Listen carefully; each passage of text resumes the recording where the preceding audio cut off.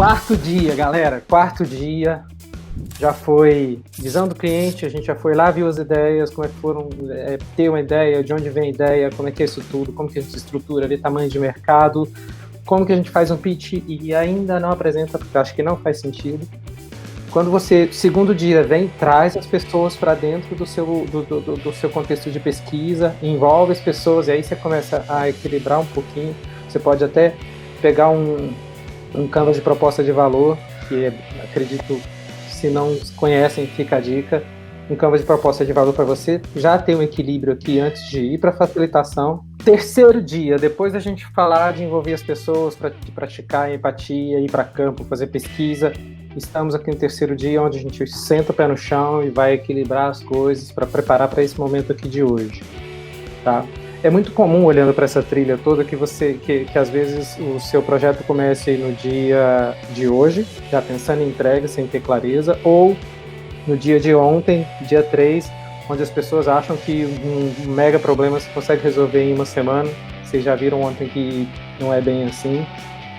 Então, a gente está propondo aqui não com cravando em pedra que você tem que começar tendo a sua própria ideia e ir para campo.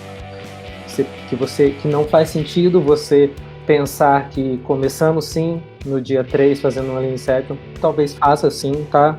E se tá tudo muito claro, se tipo, já tinha um time trabalhando, teve uma ideia aqui, como a gente vai ver que aqui também tem discovery sempre acontecendo, as coisas também nascem aqui. A gente vai falar agora aqui, o dia de hoje, a gente fala de delivery. Então não é rap, não é food, não é nada disso. É assim, entregar produtos, desenvolver alguma plataforma, pode ser um aplicativo, pode ser um novo serviço que está atrelado a plataformas digitais, mas agora é muito comum que chegue muita gente no time, tá?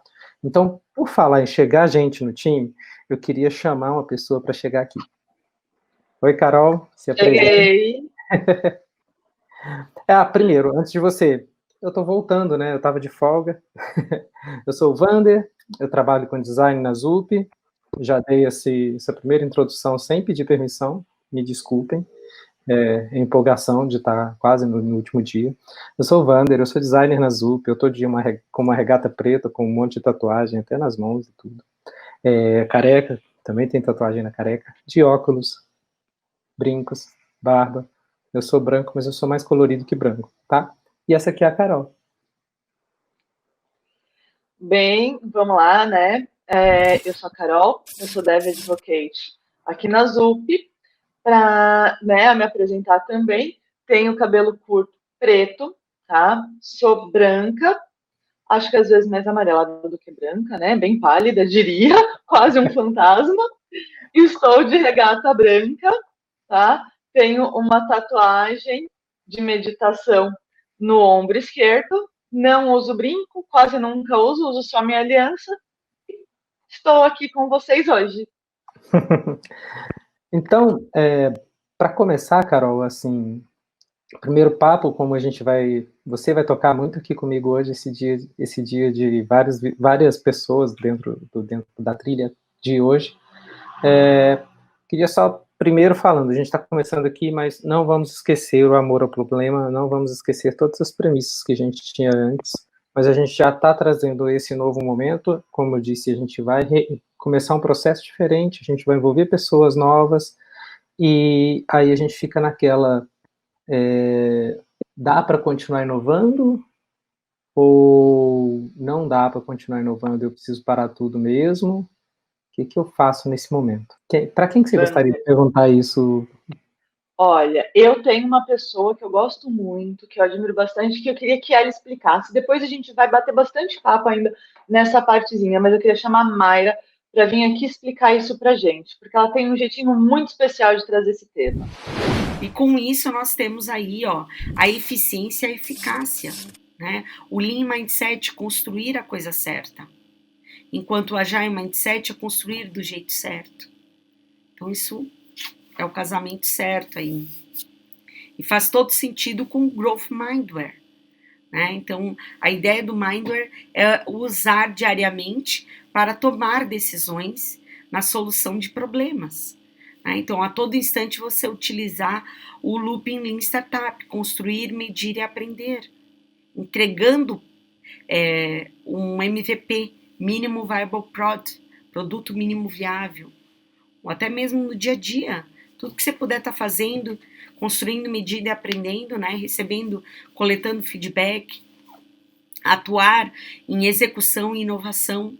Então, você ter uma parte, ou você estar um tempo trabalhando na execução, na sustentabilidade da sua organização, do seu produto, mas você ter uma parte do seu tempo trabalhando, explorando, inovando, tá? Ter métricas. Não faz sentido você ter um carro e não ter um cockpit, onde você não vê a sua velocidade, você não vê como que está o óleo, você não vê como que está a gasolina, o nível de gasolina. Você precisa. E no seu time, na sua organização, você também precisa ter métricas. É um norteador, né? A métrica auxilia você mudar comportamentos. E também atuar com a regra de Pareto. Até mesmo aqui na exploração e inovação, né? Execução e exploração, desculpa. Você pode ter 80% do seu tempo na execução e 20% na exploração, a inovação, usando frameworks, né? Scrum, vários frameworks também visuais, Kanban, para te auxiliar a saber como que você está, para onde você está indo, e MVP. Então aqui já tem frentes, né? Aqui, ó, do Lean e do Ágil. Antes, a Carol deu uma saidinha, já tá voltando. Pera aí, gente, eu já vou chamar ela de volta, mas só para esclarecer, esse vídeo aqui, ele é parte de um vídeo que vai estar no nosso material complementar. Você vai poder ver muito sobre a fala da Mayra, sobre um contexto de empresa de produto do início até o fim, tá bom? Então vamos continuar, acho que a Carol tá voltando. Oi, chegou, tá aqui, Carol. Voltei, fui tomar meu cafezinho e já voltei, Wander. Então tá. E aí, o que você tem para dizer sobre o que a Mayra disse para a gente? Olha, Wander, eu quero trazer um ponto do porquê isso é importante, tá? A gente tem sempre que considerar a incerteza, e eu falo que é o pensamento de startup, tá? Eu posso trazer aqui um caso que vai trazer vai mexer bastante com isso. Eu gosto muito do Netflix, tá? Então eu uso ele bastante de referência. O Netflix, ele cresceu, ele não é mais uma startup, mas ele está sempre inovando, ele está sempre mudando, ele está sempre aprendendo. E como a Mayra fala, ele também está sempre medindo. O que acontece, o que é importante para a gente? O Netflix de ontem, que começou lá no passado, não é o mesmo Netflix de hoje, ele mudou. E ele tem estratégias para isso. Tudo dele é pensando em inovação e é mantendo o barco andando, que é muito do que ela fala, né? A gente tem que medir e aprender com isso. Então, eu quero trazer um ponto que é bem interessante deles, Wander. Não sei se você sabe disso, eu descobri isso, faz um menos tempo das outras atividades, que o Netflix aplica teste AB para código. Então, pensa lá, eu tenho aqui um código já em produção, rodando, e eu fiz uma atualização, eu trouxe uma nova funcionalidade que usa essa parte de código. Então, eu meço para ver se esse código novo que eu coloquei, ele está mais performático, ele está melhor, ele está entregando mais. Ou seja, não é só teste AB de tela, não é só teste AB do mundo. Não, a gente vai além do Netflix com o teste AB. E aí a gente tem medindo se ele está mais performático, se ele está melhor, se ele não está, como que ele está rodando. Dessa você já sabia, Wander? Não, mas eu sabia que ao invés de trabalhar, quer dizer, além disso, agora que eu estou aprendendo, eu sabia também que a Netflix, quando ela vê um mercado que não tem uma infraestrutura de telecomunicações muito boa, ela coloca aporte nas empresas de telecomunicações. Então, ela está olhando não só para o teste do código, mas também para, tipo, qual é o mercado, como é que eu vou preparar o mercado para a gente. Então, o que é esse olhar curioso, né? Essa coisa toda que a gente vai falar aqui dentro da entrega, né? É do tipo, toma aí, eu preciso que você faça essa feature, ou precisamos de uma feature que resolva esse problema, vamos buscar a solução junto, né? Então, quem é que está definindo o trabalho de quem e, tipo, tem que ser esse lado assim mesmo? Como é que é isso? Então, fica um pouco complicado a gente pensar que delivery esqueceu o resto, né? E que as pessoas não conversam. Então, inclusive ontem a Mari falou muito bem sobre um dos principais pontos para um time entregar bem, que é comunicação, né? Comunicação, as cerimônias e tudo entre as pessoas. E depois da gente aqui, a gente vai falar de pessoas, mas não vamos perder o timing, não. Mas, assim, pensando, a Netflix está lá pensando no mercado, na estrutura onde ela quer entrar, ou já está e tá capengando, não sei. Ela está pensando no teste AB do código, ela está fazendo teste AB lá de várias capas da mesma série, diferentes, um monte de coisa, perfil, e um monte de coisa. Devices para TV, para tudo, né? Tá até colocando um botãozinho Netflix dentro do controle da TV. Mas como será que eles trabalham assim? Como é que eles conseguem equilibrar essas coisas? E como você vê isso? Execução e inovação. O que você acha que a gente vai equilibrar? Olha, posso falar? Existe já algumas técnicas para isso. Como a Mayra falou, a gente pode usar Pareto e a gente chama algumas de dual, né? Tem uma que eu gosto de trazer bastante, que é o dual tracking. O dual tracking, tá? A gente desenvolve, pode ser 2 sprints para a gente trabalhar com a execução e uma sprint para a gente trabalhar com inovação, que é muito parecido com o Pareto que a Mayra trouxe, que é os 20% para a gente olhar para a inovação, né? E os 80% para a gente fazer ali a execução. Tem outras empresas que trabalham, Wander, elas chamam, né, de dividindo o dia da pessoa, 6 horas do dia, tá ali trabalhando, entrando nas entregas, nas features que tem que fazer para entregar, e 2 horas indo olhar para o mercado para fazer pesquisa, e isso não é assim, só no MVP. Isso é para sempre, isso é tudo. Já está lá em mar aberto, já está rodando, sempre vem trabalhando desse jeito. É uma empresa como a Netflix faz, tá? Eles trabalham a inovação e a execução em conjunto. Não tem um time que só vai fazer inovação, um time que só vai executar. É o mesmo time, porque tem que ser necessário para aquele time, ele tem que estar empoderado, ele tem que ver acontecer, porque senão é muito fácil eu ter um time de inovação que estuda, que vê, e olha e fala, você só entrega. Você perde o propósito da pessoa que a gente já veio conversando esse tempo todo. Legal.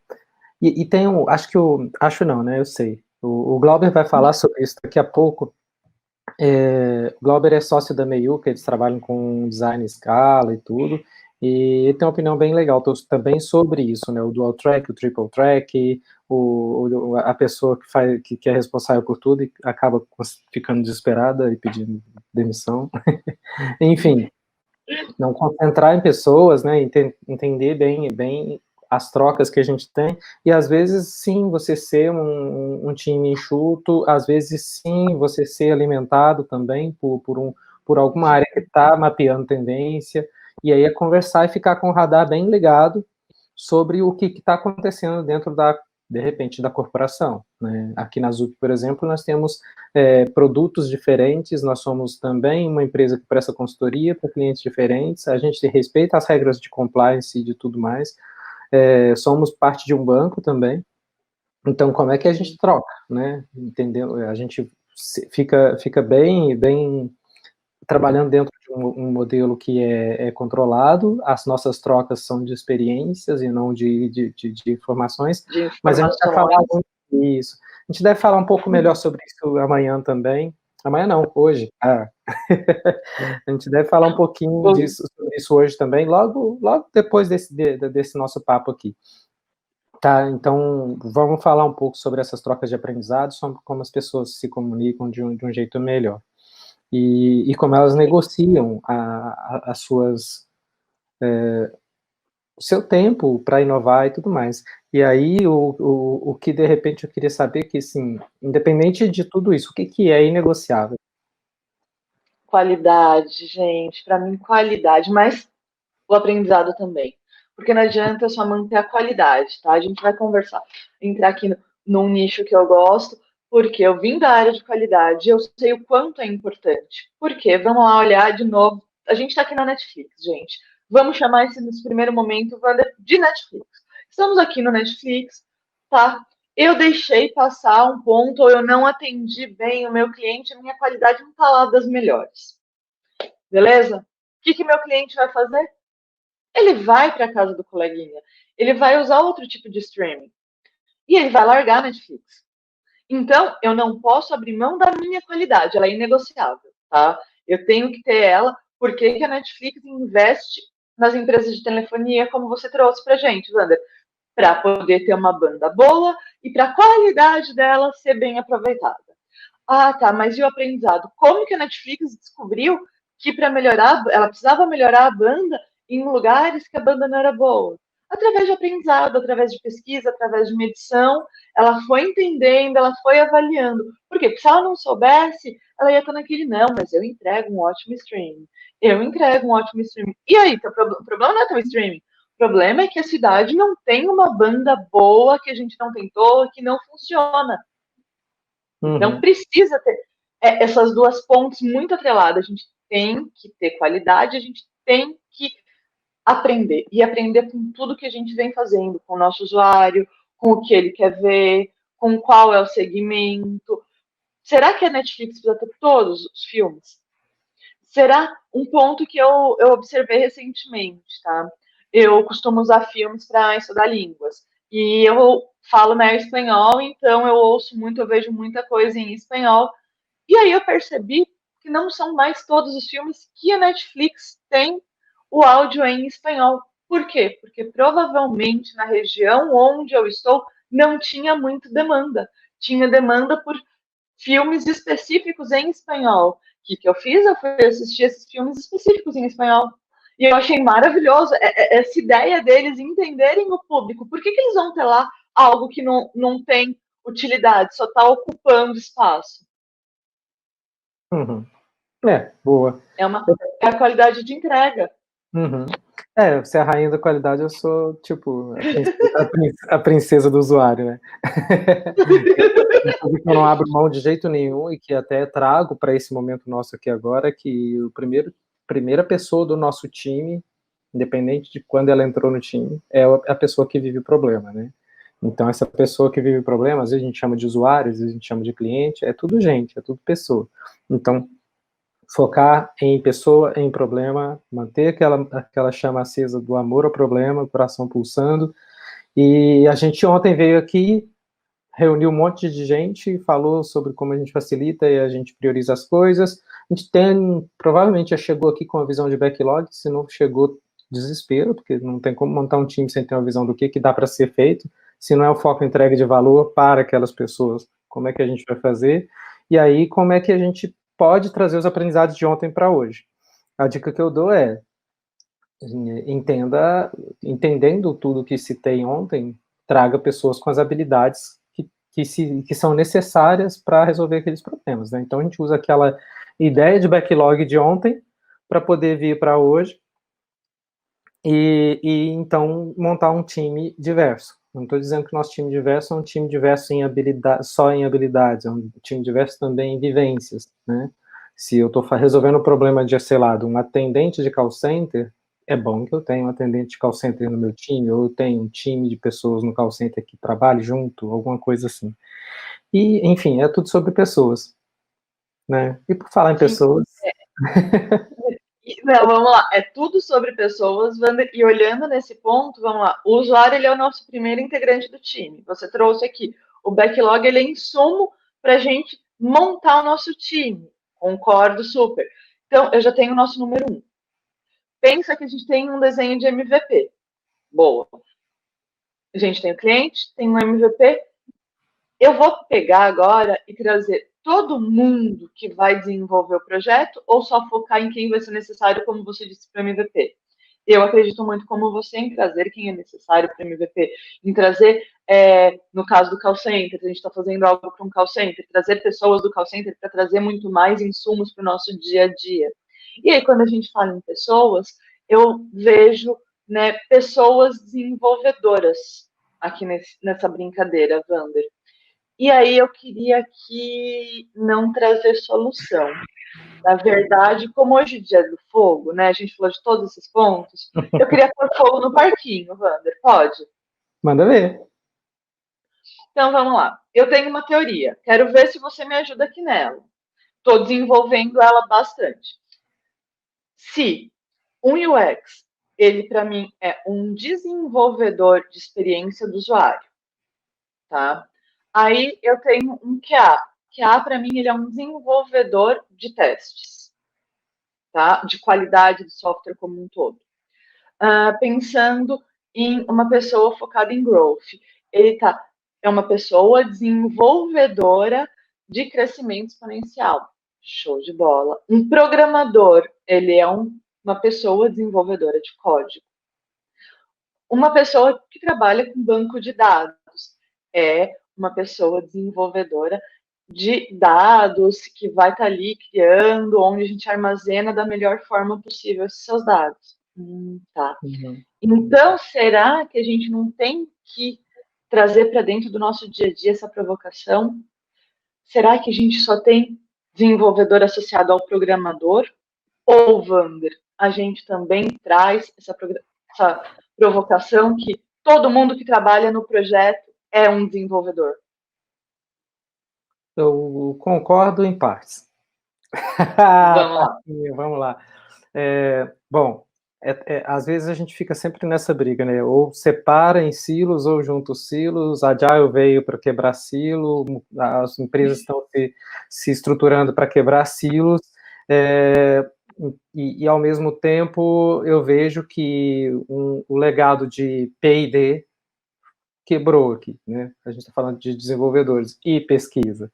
Então, eu acredito também que todo mundo é de pesquisa e desenvolvimento. É todo mundo entendendo que tem que ser desenvolvido, mas pesquisando e mantendo a qualidade, aprendendo sempre para entregar melhor. Então, eu não quebraria pesquisa e desenvolvimento. Eu sei lá, se eu fosse para voltar 10 casos aqui, 10 anos da minha carreira, onde eu estava em uma agência de publicidade que tinha um planejamento, uma dupla de criação, mídia, um monte de gente, cada um fazendo um pedaço, poxa, o planejamento ia para campo, a dupla de criação criava divinamente, pensando num prêmio, mas não à toa as agências estão acabando, né? Mas enfim, vamos parar de criar de criar polêmica. Enfim, nosso tempo já deu. Você quer acrescentar mais alguma coisa? Porque tem só muita um ponto coisa, que vai te deixar feliz. Hoje eu estava batendo um papo com 2 QAs aqui da ZUP que estavam procurando um perfil, né? No time deles, a gente está procurando um perfil, eu estou ajudando. E eu ouvi o quê? Esse QA não adianta saber teste, saber automação, saber arquitetura.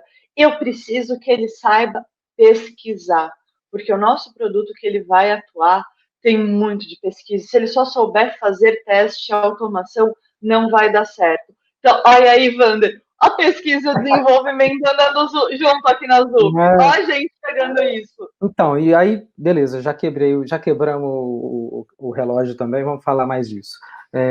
Só mais um adendo sobre isso, então, que pode fazer sentido para as pessoas que estão aqui com a gente.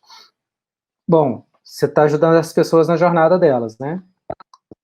Eu já tive participando de uma dinâmica, inclusive foi com a Mayra e o Andy, que estão colaborando na trilha com a gente desde segunda-feira. Eles me pediram para desenhar, para as pessoas desenharem suas jornadas. Todo mundo desenhou a jornada que elas já passaram. Eu desenhei a minha jornada pensando onde eu quero chegar. Então, assim, às vezes o jeito que você pensa, né, às vezes eu já até citei algumas vezes, esse discovery mindset, na minha cabeça às vezes funciona com piada e trocadilho, mas às vezes eu penso de um jeito muito esquisito e eu sou meio que mal compreendido, até viro piada, mas eu gosto. Então, como é que a gente pensa nisso, né? Porque se você pensa diferente, você está pensando errado.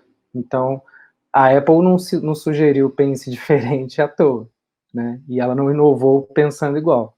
Então, hoje a gente vai falar sobre isso. Então, o que a gente tem daqui para frente? E eu quero que você divida essa bola comigo, porque tem muita gente. Daqui a pouquinho a gente vai falar sobre pessoas.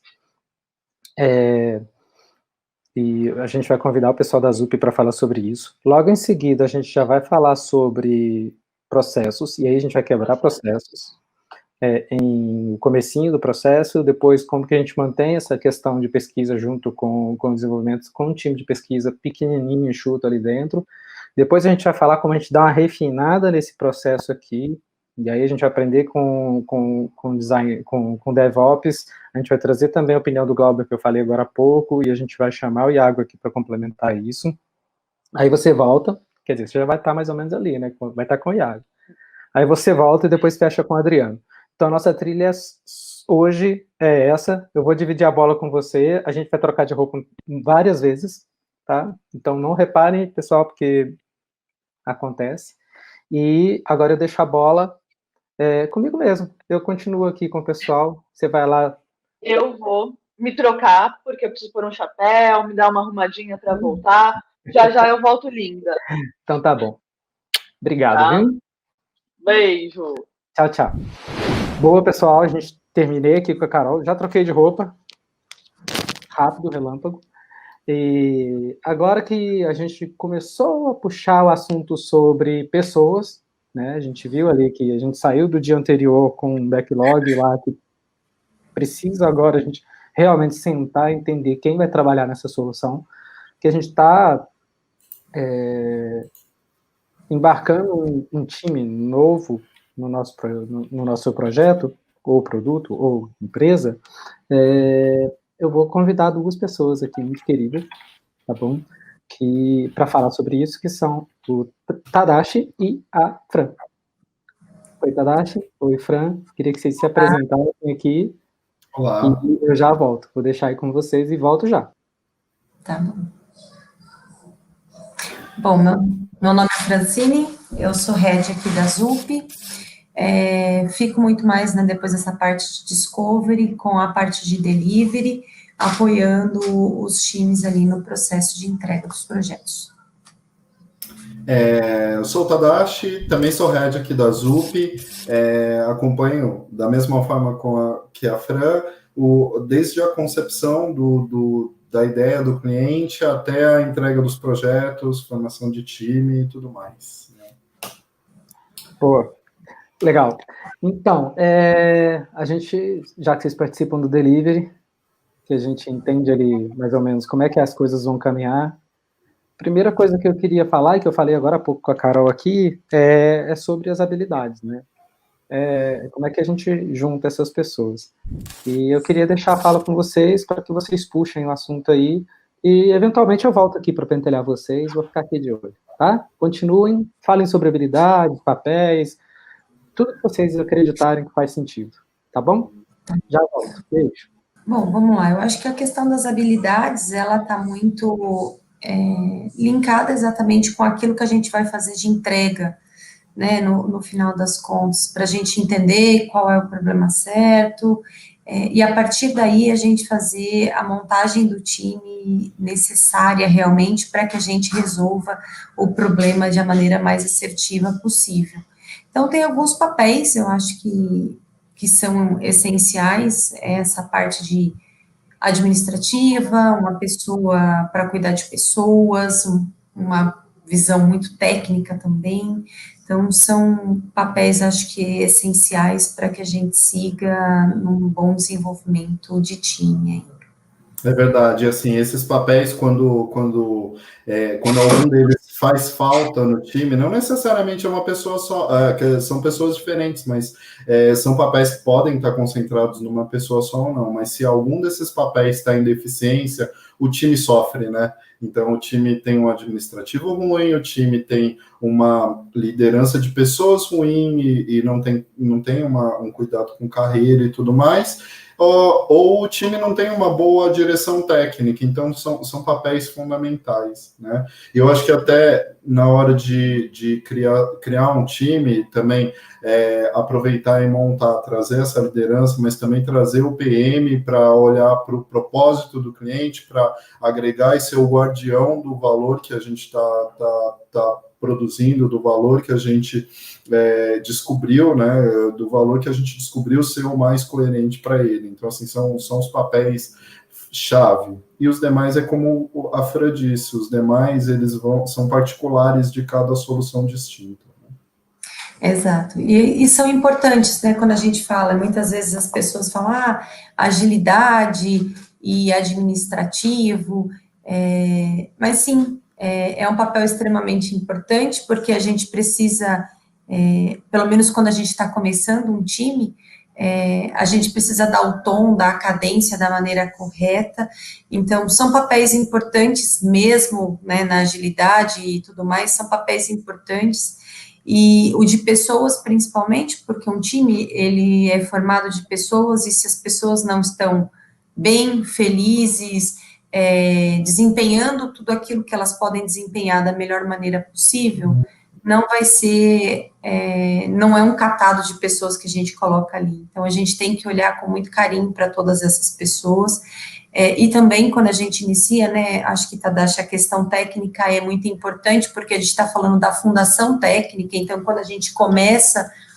a rampar um time para começar qualquer iniciativa que seja, se a gente não tiver uma boa estruturação técnica, pessoas com a competência necessária para a gente olhar o início, a arquitetura de como tudo isso nasce, e também já a capacidade de olhar o dia seguinte, de como isso vai estar em produção, a gente sabe que a gente tem problemas lá na frente. Então, acho que esses são perfis importantes para a gente, pelo menos, começar a olhar a montagem do time e tudo mais.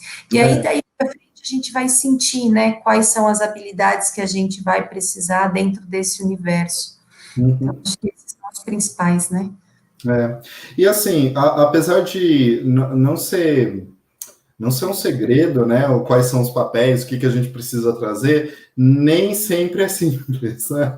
Então, eu acho que em todo o tempo que eu tenho de TI, o problema inicial é sempre o mesmo. Legal, a gente já sabe o que fazer, agora vamos trazer as pessoas, beleza. Mas a sequência que você quer não vai dar para trazer, então a gente vai trazer primeiro esse papel aqui, depois o outro. Então, assim, a busca pelos profissionais, o tempo para montagem de time, o tempo para organização, essa etapa inicial, ela é sempre muito complicada, né? Então, assim, às vezes a gente traz um desenvolvedor que ele não vai ser o líder antes, traz E é complicado, né? Porque você precisa montar, você precisa começar a trabalhar, você precisa começar a se estruturar. E eu acho que, assim, essa dificuldade, né, na hora de juntar as pessoas certas, ela mina um ponto que para mim é fundamental de uma boa engrenagem de time, né?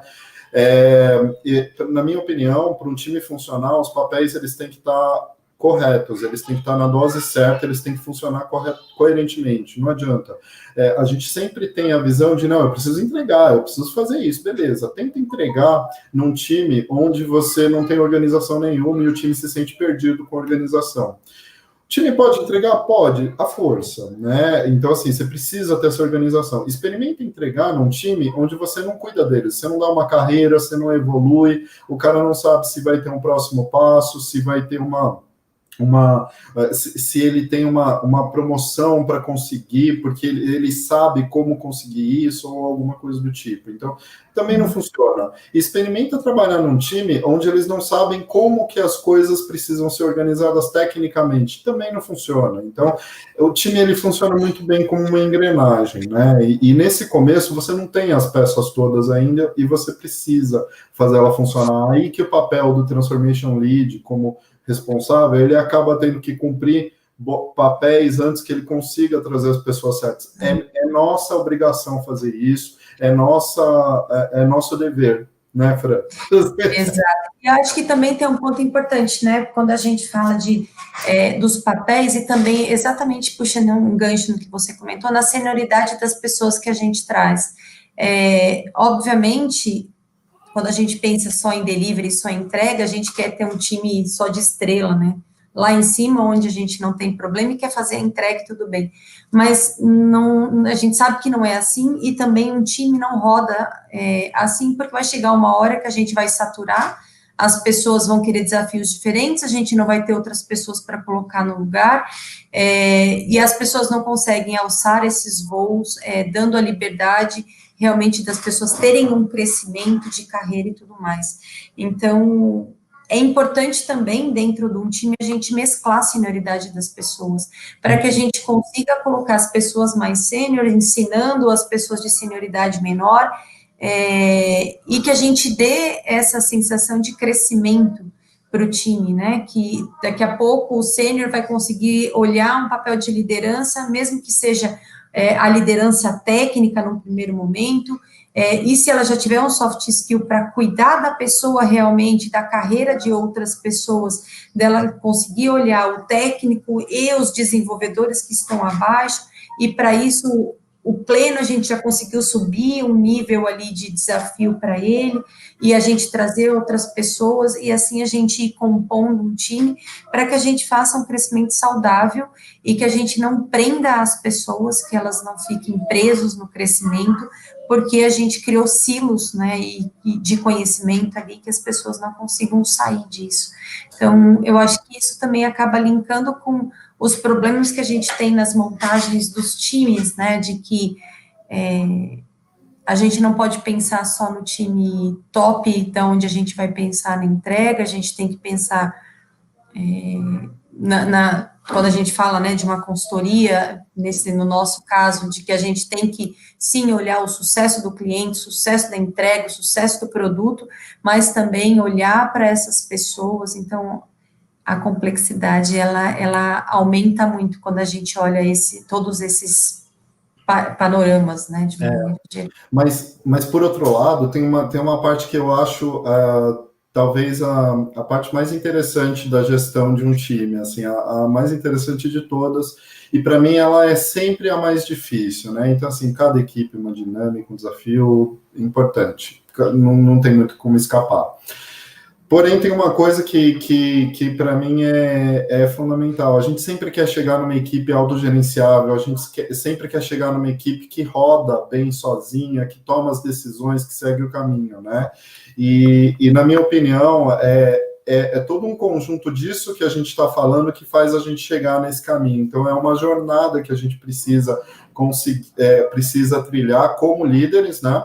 Para fazer com que o time atinja o ponto da autonomia. Então, primeiro, a gente precisa ter uma capacidade muito grande de suprir todos os pontos de necessidade da equipe, de acompanhar todos os pontos necessários deles, não só a entrega. Entrega é o mínimo, tá? É a base do nosso trabalho. A gente precisa olhar para todos. Então, a nossa capacidade importa.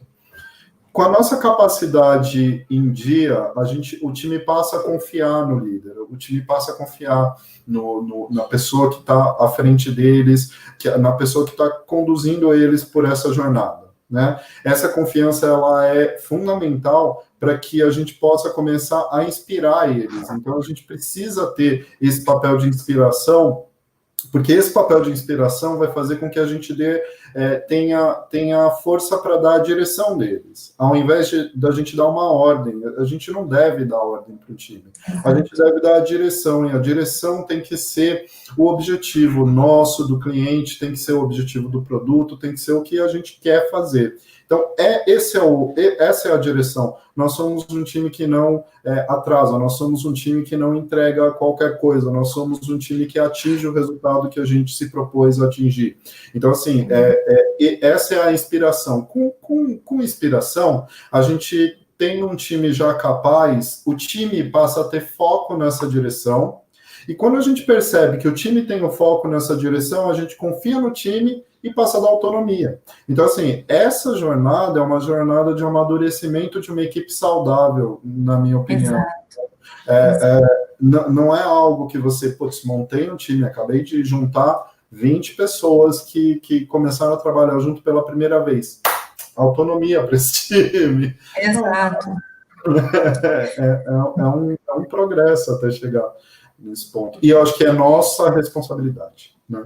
Exato. Não, e eu acho que é só com esse universo saudável, né, com essa zona de confiança, vamos dizer assim, que a gente consegue ter discussões saudáveis, conversas saudáveis, onde a gente chega num senso comum.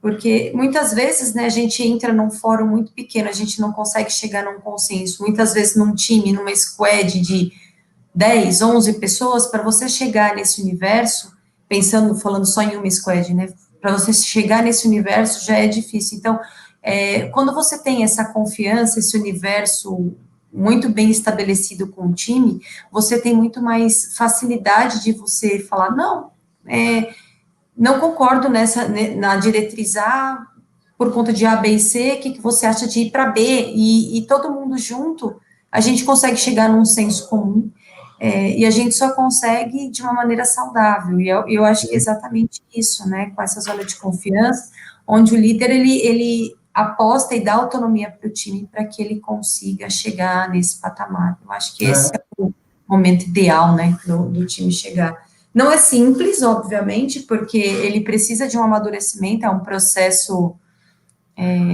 de conhecimento, do time ele está se conhecendo, do time está trabalhando junto, mas a gente sabe que é o universo ideal que o time tem para trabalhar.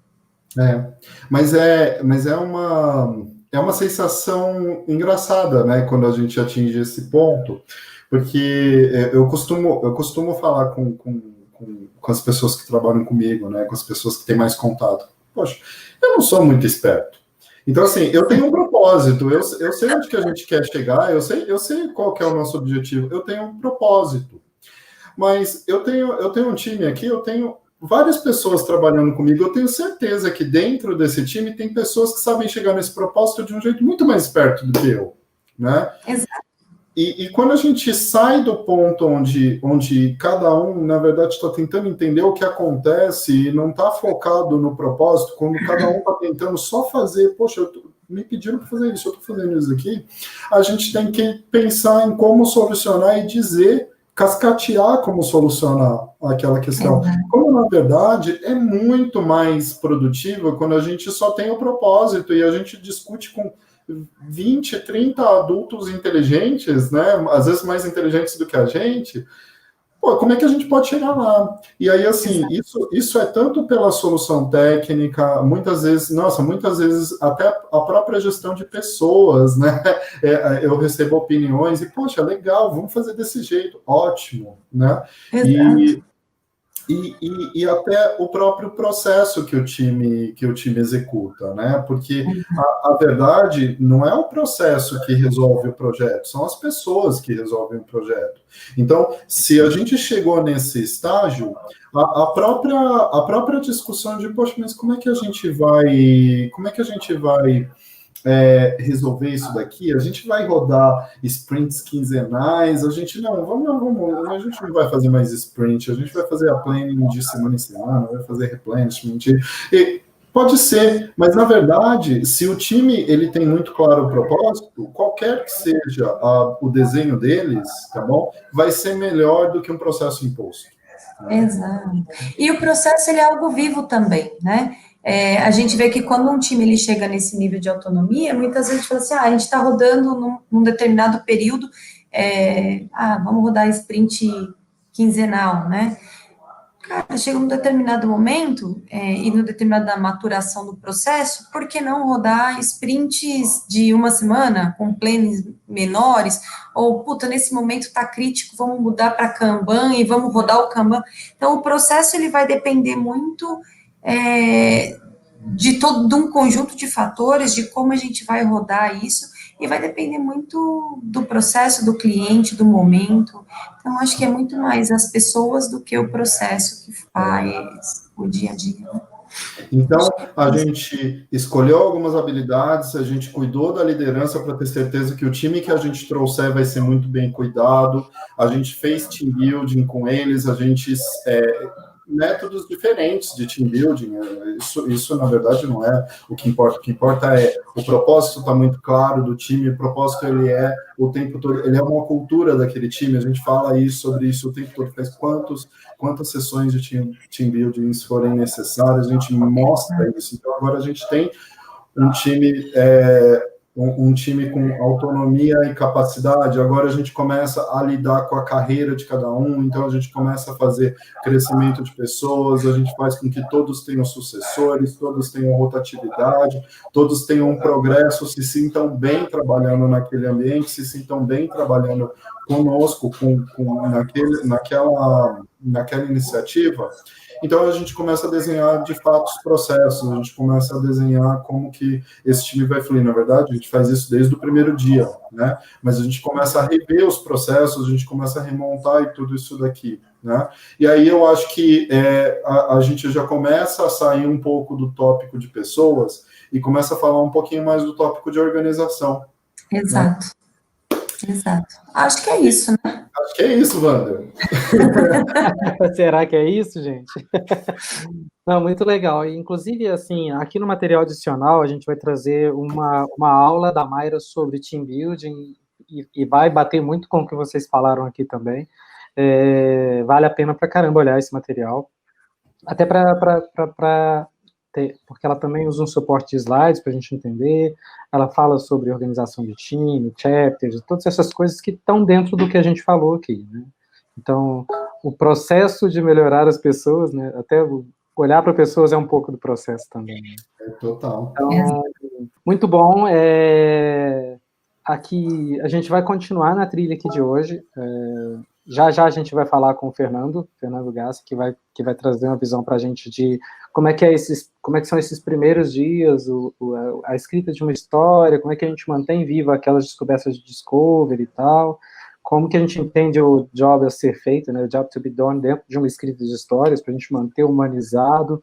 Então, é muito sobre... Hoje a gente está falando muito de delivery, mas não tem como Discovery morrer aqui dentro. Né? A gente vai continuar refinando o delivery com descobertas. Acho que esse olhar da curiosidade continua, não é porque a gente está de olho na solução, olho no peixe, outro no gato. Então, o próprio Tadashi trouxe aqui para a gente, tipo, tem o propósito, claro, né? A gente tem o propósito, a gente tem a proposta de valor do nosso produto, que se não estiver alinhada com o propósito, está errado. A gente tem a entrega que tem que fazer, que se não estiver alinhado com a proposta de valor desse produto, com o propósito, com a relação entre os outros produtos da corporação, não faz sentido trabalhar. Então, é uma cadência, é fazer as coisas certas do jeito certo. Né? Então, mistura muito essa visão Lean e Agile. E vocês querem se despedir? Óbvio, né? Por favor, gente, faça as vezes e aí a gente finaliza a nossa parte. Tadashi? Então, gente, até mais. A gente se vê em algum projeto por aí. Fico à disposição para sentar, bater papo, conversar sobre tudo isso daqui. Tô sempre aí. Eu também. Obrigada pela oportunidade, adorei estar aqui. Qualquer dia a gente se encontra. Obrigada. Obrigado. Bom, a gente se esbarra por aí. Para quem é da ZUP, no Google Chat, a gente vai puxar uns canais novos associados a essa trilha. A gente está aqui com essas duas pessoas maravilhosas, estão falando sobre liderança, sobre gestão de pessoas, e a gente vai ter um canal para poder falar um pouco mais sobre isso. Então, você não precisa ser um líder para se preocupar com isso, o canal de aprendizado interno da ZUP está aberto. Para quem está de fora, aqui a gente colabora, a gente cresce, a gente quer estar junto, mas o melhor jeito de se aprender, da gente estar junto, da gente aprender com você, é você estando aqui na ZUP. Então, vem para a ZUP. Obrigado, gente. Obrigada. Tchau. Boa, terminamos. Terminamos? Não, pessoas nunca acaba. Vamos lá. Já falamos, então, aqui. Cheguei com a Carol, maravilhosa, que foi ali, já volta. Já falamos com Tadashi e a Fran, entendemos que pessoas são importantes aqui, e a gente vai falar também sobre como pessoas melhoram os processos, e nosso dia de hoje é muito sobre isso, né? Esse olhar de melhoria, como é que a gente pode fazer coisas diferentes, não só tirar pedido. Então, eu vou chamar agora o Fernando, que é o Fernando Gassi, e ele vai falar sobre esse comecinho do processo, tá? Então, ele vai falar sobre como que se prepara as histórias, como que ele vincula essas histórias com o trabalho que precisa ser feito, quer dizer, com o job to be done, e mantém vivo também essa história toda do Discovery. E por falar em trabalho que precisa ser feito, eu queria só colocar um adendo aqui, que hoje o Rony não fez a abertura, que ele deveria ter feito, e então, assim, a culpa é minha, porque eu comecei sem ele, então a culpa é minha, se a culpa é minha, eu posso colocar a culpa nele. Então, Rony, pô, você não fez a intro hoje, hein? Hoje o bicho pegou, mas estamos aqui já estamos a milhão com a Discovery Week, atrasado, né, mas já entrando no ritmo, porque hoje o negócio é fogo, hoje o negócio vai pegar fogo aqui. Fogo no parquinho. Então vamos começar com o Fernando agora, você acompanha comigo? Vamos lá. Então vem aí, Fernando, tá com você a palavra, tá bom? Pessoal, meu nome é Fernando, eu estou Transformation Lead na ZUP e eu vim falar com vocês sobre o que acontece entre o final da pesquisa e o início do desenvolvimento. O pessoal vem embalado, vários aprendizados, mas é preciso fazer um setup e uma passagem de conhecimento de uma fase para outra. E é sobre isso que a gente vai falar. Nas etapas anteriores, você mergulhou nas necessidades do usuário, mapeou o contexto, co-criou ideias, testou hipóteses através de protótipos, priorizou funcionalidades e definiu MVP. Acredito que, a partir desse momento, as funcionalidades do seu produto elas estão priorizadas num backlog e elas estão prontas para serem desenvolvidas e lançadas no mercado, ou pelo menos para um público mais restrito, que são os early adopters. A partir desse backlog, você conseguiu entender quais são as habilidades e qual é o tamanho do time que você precisa para colocar suas ideias de pé. É claro que para definir o time, você também precisa levar em conta como a grana que você tem disponível e o prazo que você tem para lançar o seu MVP. No nosso cenário de produtos digitais, nesse momento, o time deixa de ser formado praticamente só por pesquisadores e passa a ser composto também por desenvolvedores. É claro que no mundo ideal, os desenvolvedores, os tomadores de decisão também participaram, pelo menos em parte, do processo de pesquisa e puderam fazer as descobertas e obter os insights ali em primeira mão. Mas, infelizmente, na maioria das empresas, esse pessoal está bastante ocupado e não consegue participar dessa etapa. Então, aqui a gente tem um desafio. O time de pesquisa precisa mostrar de forma clara os principais aprendizados da pesquisa. Mas, mais para frente, a gente vai detalhar um pouco mais as ferramentas e os processos que tornam esse aprendizado mais claro e presente ao longo do desenvolvimento, como, por exemplo, uma jornada de usuário. Mas a ideia aqui é tornar a estratégia visual. Isso é, utilizar artefatos para que esses novos participantes do time entendam por que eles estão construindo aquilo que eles estão construindo. Até porque demonstrar de forma clara para quem e por que o produto está sendo desenvolvido mantém forte o sentimento de propósito, até porque propósito tem a ver com o servir. Uma boa forma de expressar essas necessidades é o chamado Job to be Done. Trata-se de uma metodologia de expressão dessas necessidades dos usuários que o time de pesquisa coletou quando estava fazendo pesquisa em campo. Uma necessidade expressa no formato Job to be Done tem uma estrutura simples. É um verbo, mais um substantivo, mais um contexto. A metodologia também prevê que, além do Job to be Done, seja expresso o objetivo, ou seja, o resultado que o usuário espera ter com aquela ação. Um exemplo de Job to be Done e objetivo. Se o Job to be Done do seu usuário é ouvir música, um objetivo pode ser minimizar o risco que a música fique distorcida quando ela é executada num volume muito alto. Para se aprofundar nesse tópico, eu recomendo a leitura do livro Job to be Done, da teoria à prática, e a gente vai colocar o link do livro aqui no descritivo desse vídeo. Se você já tiver alguma familiaridade com o levantamento de requisitos para desenvolvimento de software, você vai perceber que o Job to be Done é muito parecido com as histórias de usuário. Sim, as duas têm um objetivo similar e o Job to be Done pode ser a base para a escrita da sua história. As histórias, para quem não está muito familiarizado, elas são artefatos muito usados para definir o trabalho que vai ser desenvolvido dentro do universo de software. Uma coisa que você vai perceber é que é bastante difícil escrever uma boa história de usuário, entender se ela é grande ou pequena demais e se ela tem que ser dividida em histórias menores. A minha dica, não se preocupe tanto com a perfeição da escrita da história e se preocupe mais se seu time de desenvolvimento é capaz de desenvolver o que está escrito naquela história. Algumas definições vão acabar sendo entendidas ao longo da sprint e a comunicação clara entre os membros do time é fundamental. Com o tempo e com um bom relacionamento, O time vai definir qual é a melhor profundidade que uma escrita deve ter e quais são, que a escrita de uma história deve ter, e quais são os critérios de aceite de cada história. Critério de aceite é aquilo que uma funcionalidade tem que ser capaz de fazer para ela ser considerada como pronta, como acabada. Voltando lá para o teu backlog priorizado, eu acredito que você deve escrever em histórias somente as funcionalidades que estão mais no topo da priorização, ou seja, que estão mais prontas, foram priorizadas para serem desenvolvidas no curto prazo. Isso porque você pode acabar dedicando muito tempo e muita energia com a escrita das histórias de todas as funcionalidades, mas ao longo do projeto você pode acabar tendo algumas mudanças e algumas funcionalidades podem ser alteradas ou até podem ser descartadas. No seu trabalho, o seu tempo foi descartado junto. Outra coisa importante, você pensar em escrever uma história, é definir uma métrica de sucesso para aquela funcionalidade. Lembrar que o processo enxuto é um processo baseado em aprendizado, e você precisa definir métricas claras para definir o que é sucesso e o que foi aprendizado. Definir as métricas nesse momento de escrita da história vai te ajudar a entender se o time de desenvolvimento tem que implementar alguma funcionalidade de mensuração, como, por exemplo, uma tag para acompanhar o comportamento do teu usuário.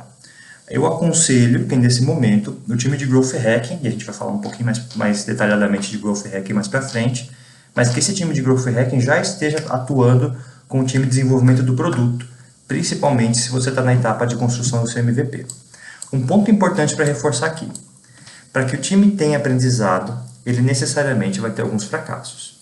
Logo, o time tem que ter aquilo que a gente chama de modelo mental de crescimento, ou seja, o time precisa entender e ter a segurança psicológica que não atingir uma determinada meta, uma determinada métrica, é uma oportunidade incrível de crescimento. Isso não significa de modo algum que o time não vai se ocupar em acertar, que ele não vai buscar acertar. Significa sim que o erro proporciona a chance de aprendizado, e esses aprendizados devem ser compartilhados imediatamente com todo o time. Se parar para pensar, esse processo de desenvolvimento baseado em aprendizado significa que o Discovery continua vivo em todo o processo de desenvolvimento e é fundamental em todos os estágios do produto e em todos os estágios da empresa. Valeu, Fernando. Muito boa explanação. E agora eu passo a bola para o Vander, que vai passar a bola aqui. Aqui é um futebol. Cada um passa a bola. Vamos que vamos. E o Vander vai passar a bola para uma galera nova aí que vai falar. Vander, é contigo. Boa. Galera nova que vocês já conhecem, eles estavam aqui na aula 2, que são o Akira e a Ju. Tá. A Ju estava com a Gabi, o Akira estava com o Iago vocês vão ver hoje de novo. Tá uma confusão, mas vamos aí. Eles vão falar para a gente sobre como que a gente mantém a pesquisa dentro de uma sprint, como é que é quebrar uma pesquisa em entregáveis durante um processo de delivery. Então, convido vocês aqui agora, Júlia e Akira, a bola está com vocês, traz aí para a gente. Oi, pessoal, eu sou Akira Yamamoto, eu sou designer na equipe de produto do Zenit, eu sou parceiro da Ju, que está aqui comigo para conversar hoje. Até agora a gente já conversou um pouco sobre como que a gente faz esse setup, as pessoas que são envolvidas no processo de discovery dentro do fluxo de delivery e até os processos que a gente precisa se atentar para que isso role bem. Então, agora a gente vai falar um pouquinho como a pesquisa pode servir a estratégia, como a gente mantém o discovery vivo no processo de delivery. Ou também, como a gente pode manter a velha chama do discovery vivo.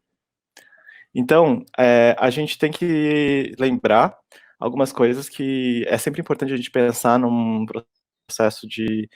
processo assim, que é a gente tem que lutar com o que a gente tem, a gente não pode ficar preso em modelo.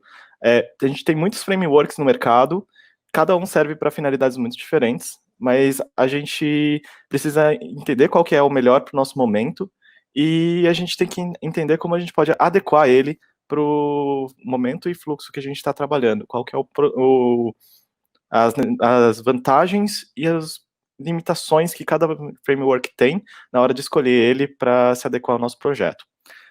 A gente tem a possibilidade, inclusive, de mesclar mais de um framework na hora de a gente escolher eles, porque eles podem trazer resultados muito interessantes. Mas sempre quando a gente vai fazer todas essas adaptações, ou até usar o framework puro como ele está, a gente tem que analisar o que deu certo e o que poderia melhorar. Isso é sempre vital. parte do processo da mentalidade de crescimento, como o Fernando falou um pouco antes. A gente tem que entender uma questão importante, que é crucial, que é entender qual que é a maturidade do nosso projeto, da nossa equipe, e a maturidade da empresa com quem estamos trabalhando. A gente tem que entender questões de escopo, de recursos que a gente tem e, principalmente, muito importante, de prazo. Então, a gente tem que olhar todas essas questões na hora de escolher que tipo de pesquisa a gente quer levar para campo. Principalmente quando a gente está lidando tanto com a parte de inovação, que em processo de dual track ficaria numa equipe separada, ou o processo até de teste de usabilidade no dia a dia. Então a gente tem que entender como a gente vai viabilizar isso com o escopo que a gente tem. A gente também tem que entender uma questão muito importante, que é saber o quanto os stakeholders compram a briga da Discovery em qualquer projeto, em qualquer equipe. Isso vai mudar várias coisas, desde que tipo de recurso você vai ter, como que eles vão lidar com os dados que você vai trazer, e que tipo de informação você tem que valorizar mais na hora da entrega. Você também tem que entender um pouco da estrutura que você tem e a dinâmica da equipe em que você está inserido. Então você tem que entender qual que é as peculiaridades de cada equipe e como que elas interagem entre si. É muito importante você saber com quem você pode contar na hora de você fazer um discovery. Então, isso vale desde entender qual que é a senioridade do sujeito que está na linha de frente, seja em pesquisa, seja no front-end, seja no back-end, seja o analista de negócios. É sempre importante você estar bem afinado e afinhado com esse cenário, para você não criar expectativas que são fora do aceitável. A gente teve muitos aprendizados aqui no Zenit, e eu acho que ninguém melhor para falar sobre isso do que a Ju, e eu vou passar essa para ela agora. Olá, pessoal, eu sou a Júlia, sou User Research aqui na ZUP dentro do Zenit, trabalho junto com a Kira. E dentre os aprendizados que a gente teve em integrar pesquisa com o ciclo de desenvolvimento de produto, acho que o mais importante é entender que, sim, pesquisa cabe dentro desse momento. Quando a gente fala de fazer pesquisa, às vezes o primeiro pensamento que vem, ai meu Deus, pesquisa é uma coisa que demora, não vai caber na minha sprint, a gente não tem tempo para isso. E nesse caso, é importante olhar a pesquisa como uma história de desenvolvimento também. É claro, uma pesquisa ela leva tempo para ser analisada e para participar todas das etapas, mas quando a gente passa a olhar para ela em pequenas entregas, isso fica mais fácil de colocar a mão na massa, né? A gente faz essa divisão, no Zenit a gente tem alguns ritos em que a gente determina o que vai ser investigado, o que faz sentido para aquele momento, e depois a gente mitiga a entrega em pequenos entregáveis ao longo do processo. Eu acho isso importante porque, além de ter uma entrega frequente, a gente consegue aproximar um pouco mais os desenvolvedores dos nossos aprendizados, porque às vezes para eles é meio intangível o que a parte de pesquisa faz, porque às vezes a gente faz uma pesquisa muito exploratória, muito focada em comportamento, e como que eu vou colocar isso em prática, né? O papel de quem trabalha com pesquisa dentro de desenvolvimento de produto, além de organizar, fazer as descobertas, é estar responsável para com que todo mundo do time entenda o que a gente está fazendo e por que a gente está fazendo. E isso é muito melhor quando a gente tem as pequenas entregas, né? A gente consegue tangibilizar como que as necessidades dos consumidores, das pessoas que usam o produto, se refletem nas telas.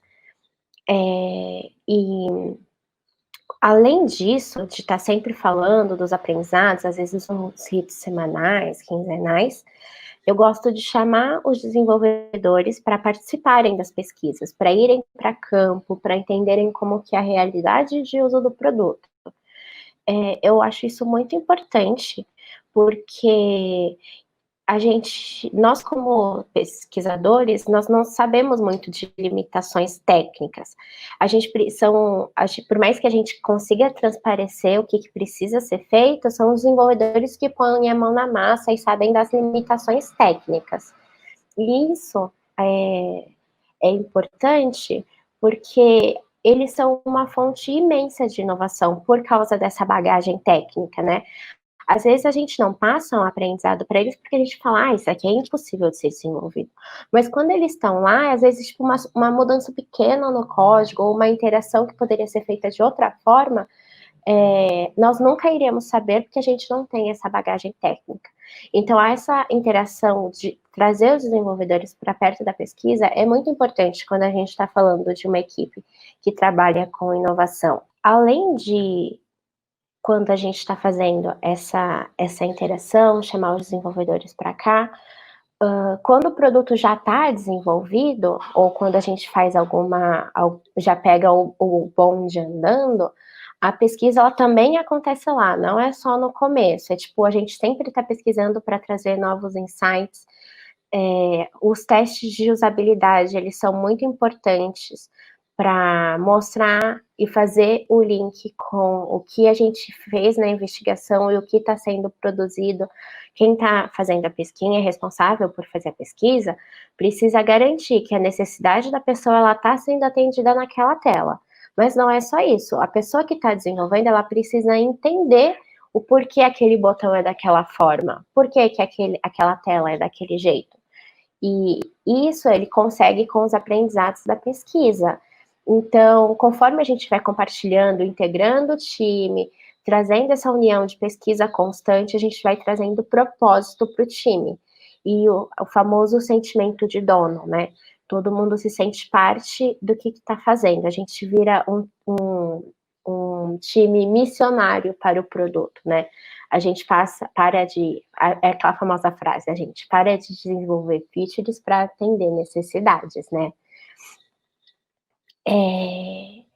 E, como eu falei, esses aprendizados da pesquisa, eles não param, né, Akira? É muito constante, é quase um loop infinito entre pesquisa e desenvolvimento, né? Pois é, a gente observa muito isso no dia a dia, o quanto os produtos em produção mesmo, eles conseguem ajudar a gente a ter mais noção de como as pessoas estão se interagindo com esse produto ou serviço. Então a gente sempre tem que ficar observando as métricas que vão surgindo, a gente tem que modelar essas métricas junto com o pessoal de desenvolvimento, inclusive, é sempre importante você trabalhar isso com o analista de dados e com a equipe de desenvolvimento, e ficar sempre atento a outros insights que a gente pode colher somente com um produto que está em produção.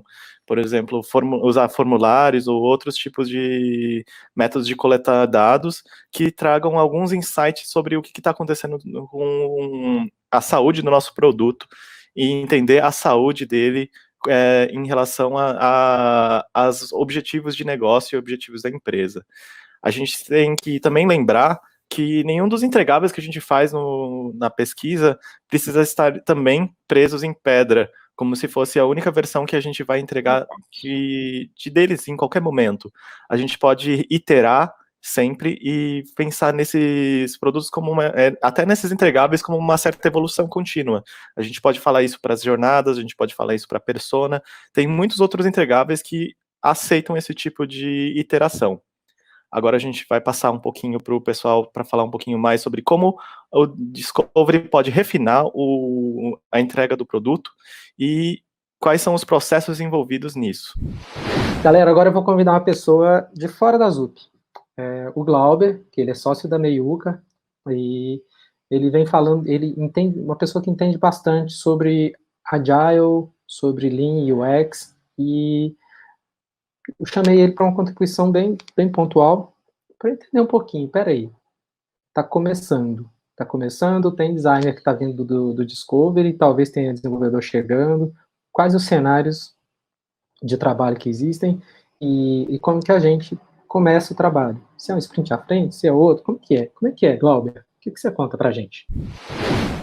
Cara, acho que o principal ponto, assim, antes de definir processo e tudo mais, é que geralmente o que acontece é que a galera ou copia algum framework, enfim, né? Acho que é bem comum do nosso mercado qualquer tipo de buzzword aí que a galera acaba copiando, mas a galera esquece muito de entender o cenário, né? Então, acho que o primeiro ponto de observar é, né, qual que é a sua distribuição do time de design, né? Essa mesma pessoa designer, em algum momento, vai atender mais times, vai atender o mesmo time, um só time, e por aí vai. Então, acho que isso é um grande ponto, assim, para se definir. E eu acho que a galera negligencia um pouquinho também, justamente o perfil também dos designers que vão participar e dos desenvolvedores também, né? Porque muito do que acontece, né? Geralmente, se você tem uma maturidade de design que está só nos designers, então, querendo ou não, você vai ter um handoff para o desenvolvimento um pouco mais dificultoso, né? Isso é um ponto para se considerar também, tá? Por quê? O que acontece? Dependendo do cenário, às vezes eu tenho um time muito maduro, né? Então, eu tenho um time de desenvolvimento maduro, que já trabalha de forma sinérgica ali com os designers tranquilo. Talvez fique mais fácil até você trabalhar sprints mais próximas, justamente porque o handoff vai ser mais simplificado. O que eu vejo muito da galera que trabalha sprints à frente, por dois motivos, né? Uma é pelo motivo atual do produto, tá? Que daí isso também é um ponto a se considerar, né? Se você é uma startup que precisa lançar features e validar, muito provavelmente você vai estar mais próximo do time de desenvolvimento, porque você precisa de mais delivery do que de research, né, em si.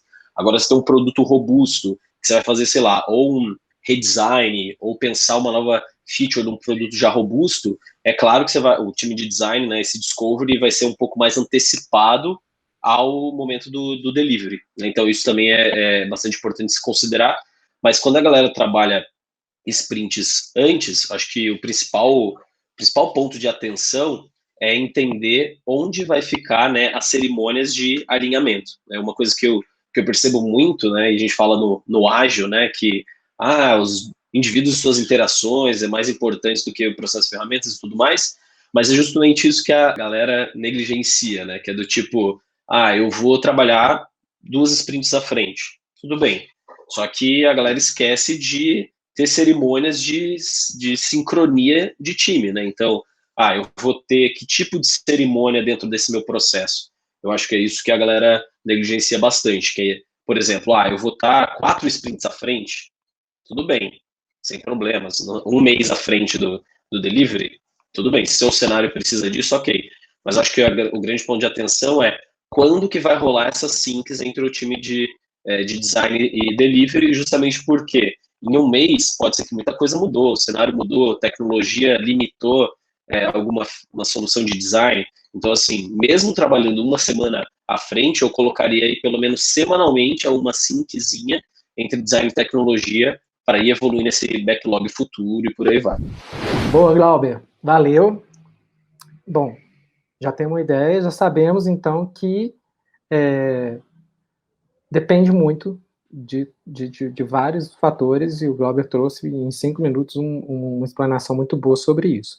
Mas agora, Rony, a gente vai falar aqui de o que é habitual, tá, dentro do processo de comecei um projeto e estamos aí. Bom, a gente fez ali no dia 3 um desenho de jornada, a gente pensou em algumas regras de negócio, a gente desenhou um fluxo, a gente fez protótipo.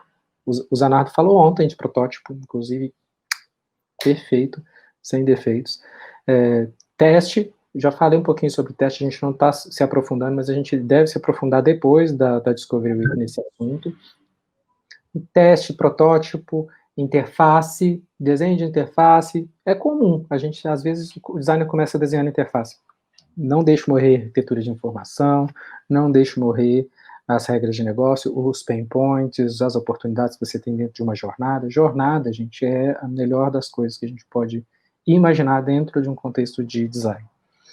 E a jornada tem começo, meio e fim, mas aqui a gente está falando de um fluxo, e muito do que a gente vê do trabalho do designer é pegar uma interface e entregar ela para o desenvolvedor, né? É meio que como que é chamado isso no mercado? Handoff. É uma batata quente, tipo, toma aí, toma, Rony. Pega e volta, não quero nem saber.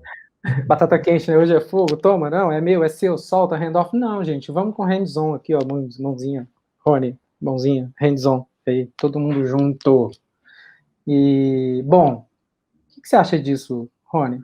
Eu acho que tem uma galera que está trabalhando, né? DevOps, trabalhando DevOps junto já, e eles podem falar para a gente melhor dessa experiência e mostrar como dá para trabalhar juntos, sem deixar a bomba para alguém, né? Sem simplesmente abandonar um projeto e não é mais meu, dá para continuar e dá para fazer legal junto. Boa. Então, para falar sobre isso e a gente até entender um pouquinho melhor como é que a gente aprende sobre DevOps, eu vou chamar a Carol de volta, que acho que ela já tomou banho, já deu café para as crianças. Carol, volta aqui. Quem que é o convidado que você está trazendo aqui para falar um pouquinho para a gente sobre DevOps? Gente, agora a gente está aqui com o Fernando Aik. Ele é Dev Advocate aqui na ZUP. Eu queria agradecer pela contribuição, Aik. E eu tenho 2 perguntinhas para te fazer para ajudar, tá? A todo mundo que está nessa semana. O que a gente aprendeu com o DevOps nesses 10 anos, tá? E o que a gente vai poder utilizar para entender e fazer todo esse processo de delivery de uma forma melhor. Conta um pouquinho disso para a gente, Fê.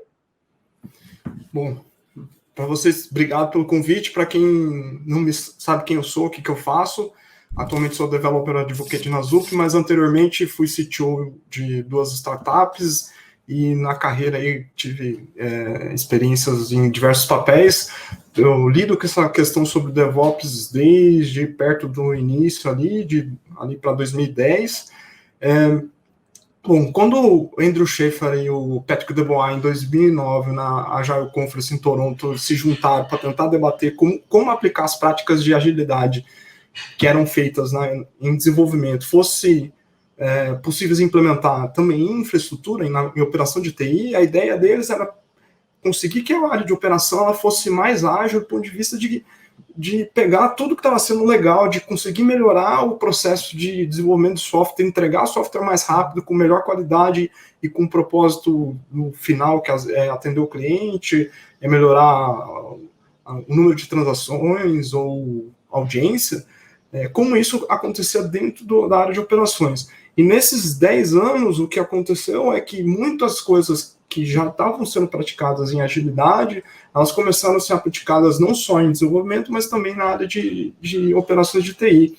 E nesse processo, aconteceu é que, finalmente, as áreas, não só as áreas de desenvolvimento e infraestrutura, mas as áreas que estão em volta começaram a ter uma maior interação junto com outras práticas, mas que é maior interação no sentido, o que a gente faz do que está sendo construído, que seja entregue de uma forma mais rápida, em que a gente consiga melhorar a resiliência daquelas aplicações, então a gente melhora a disponibilidade das aplicações e, consequentemente, melhora a qualidade do que melhora o quanto tempo fica disponível, então significa que aplicações elas ficam mais robustas, o negócio tem um ciclo de continuidade maior e menos falhas, e também permitiu que haja mais experimentação.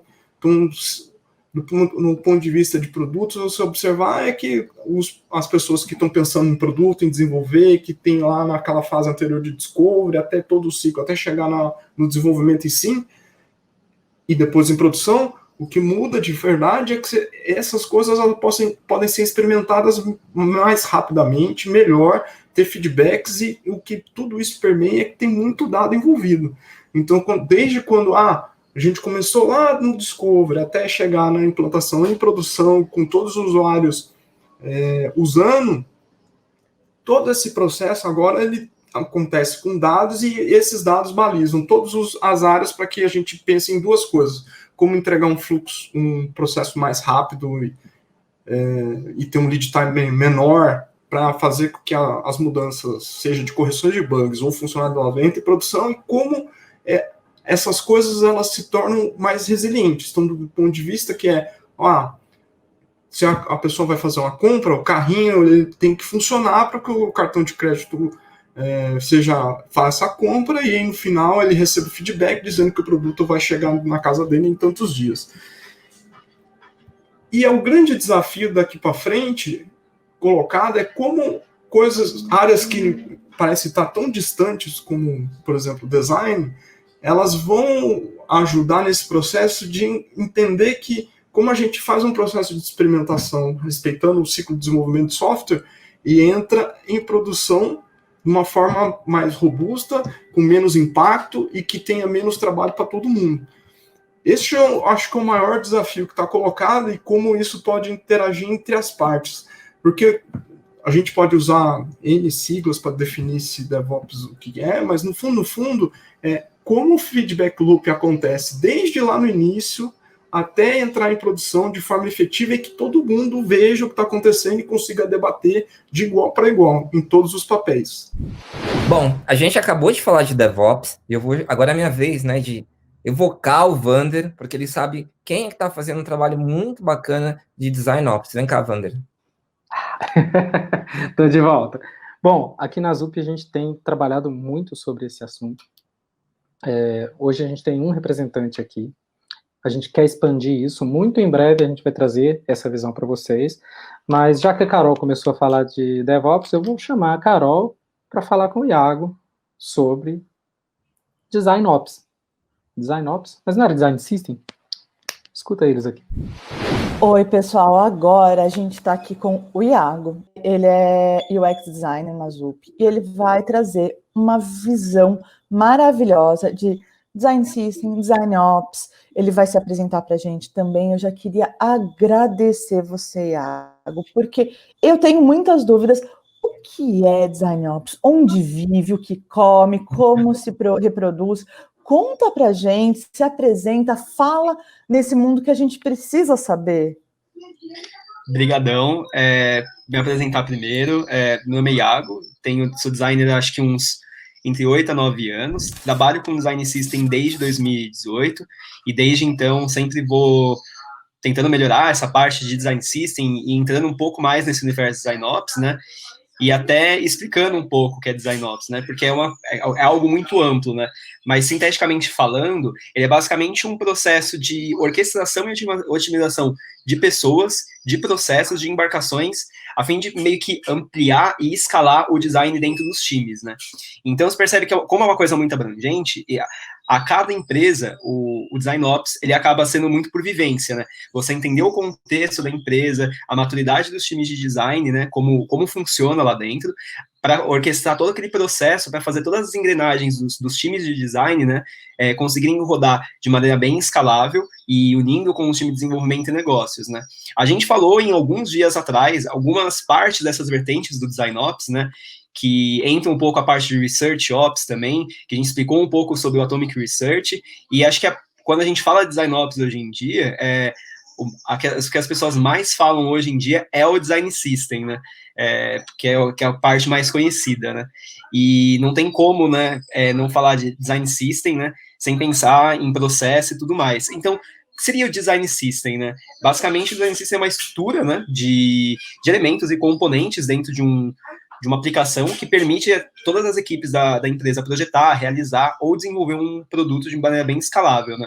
Basicamente, o Design System é um produto que serve outros produtos, né? E por que tem se falado tanto de Design System no mercado, né? Se a gente parar para pensar, as empresas estão procurando agilidade de forma mais rápida, né?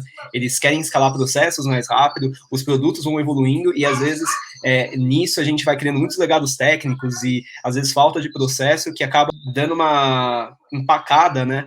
Em algumas frentes, em entregáveis mesmo, a gente começa a gerar inconsistências de interface, começa a gerar inconsistência de produto, e até mesmo o tempo de trabalho do design fica muito onerado, né? Leva muito tempo para fazer alguma coisa, né? Então, o Design System vem para otimizar toda essa parte processual, não só para o designer, é importante falar, mas sim também para o desenvolvedor, e pensando de uma maneira mais holística de empresa também, né, a empresa como um todo, né, e como a gente começa a construir um design system, né, pensando, né, quais são os critérios antes da gente pensar em colocar um design system dentro da empresa e todos esses processos dentro dele, né.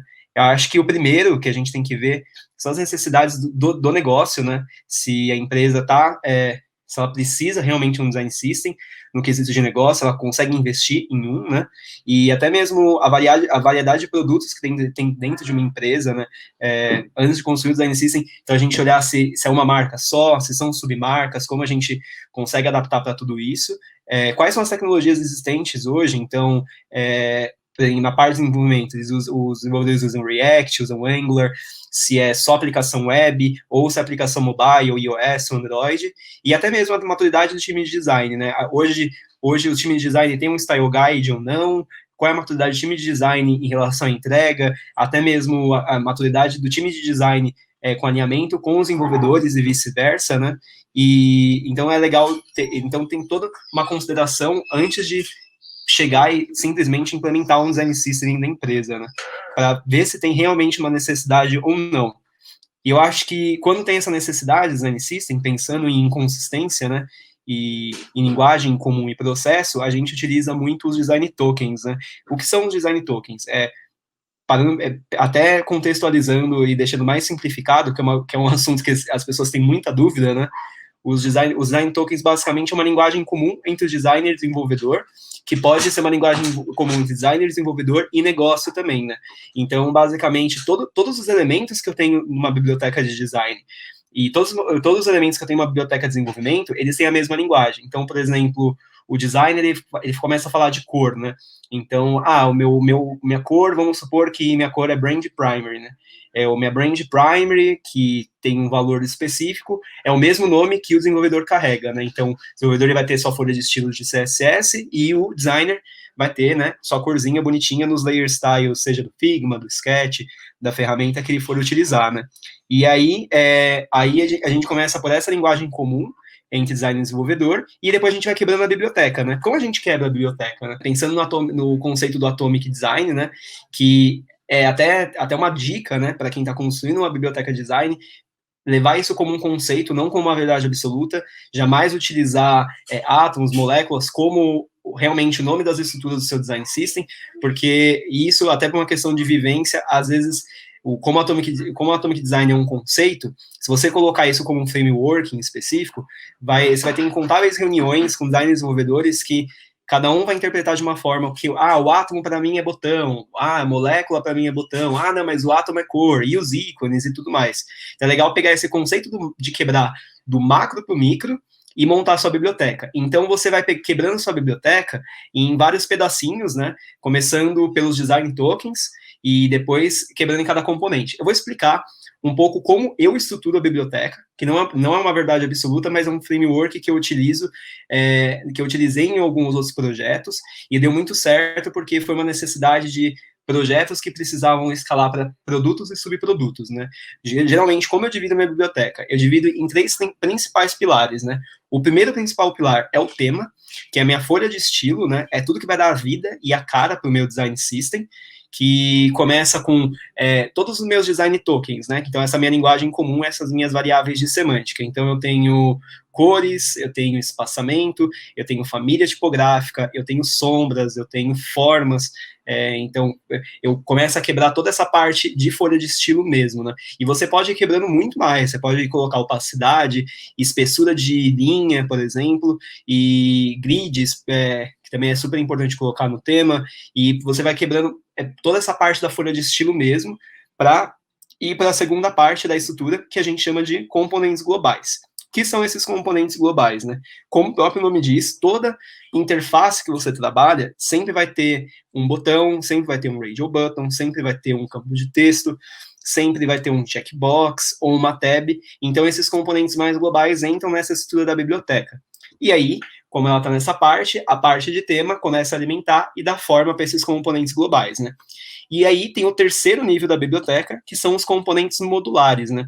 Que são os componentes mais complexos que a gente entra, por exemplo, em headers, header banner, cards de produto, que são esses componentes mais complexos que a gente alimenta eles dentro os componentes globais, como a junção dos componentes globais aumenta esses componentes mais complexos, que são os componentes modulares, né? Então essas são as nossas 3 principais estruturas, né?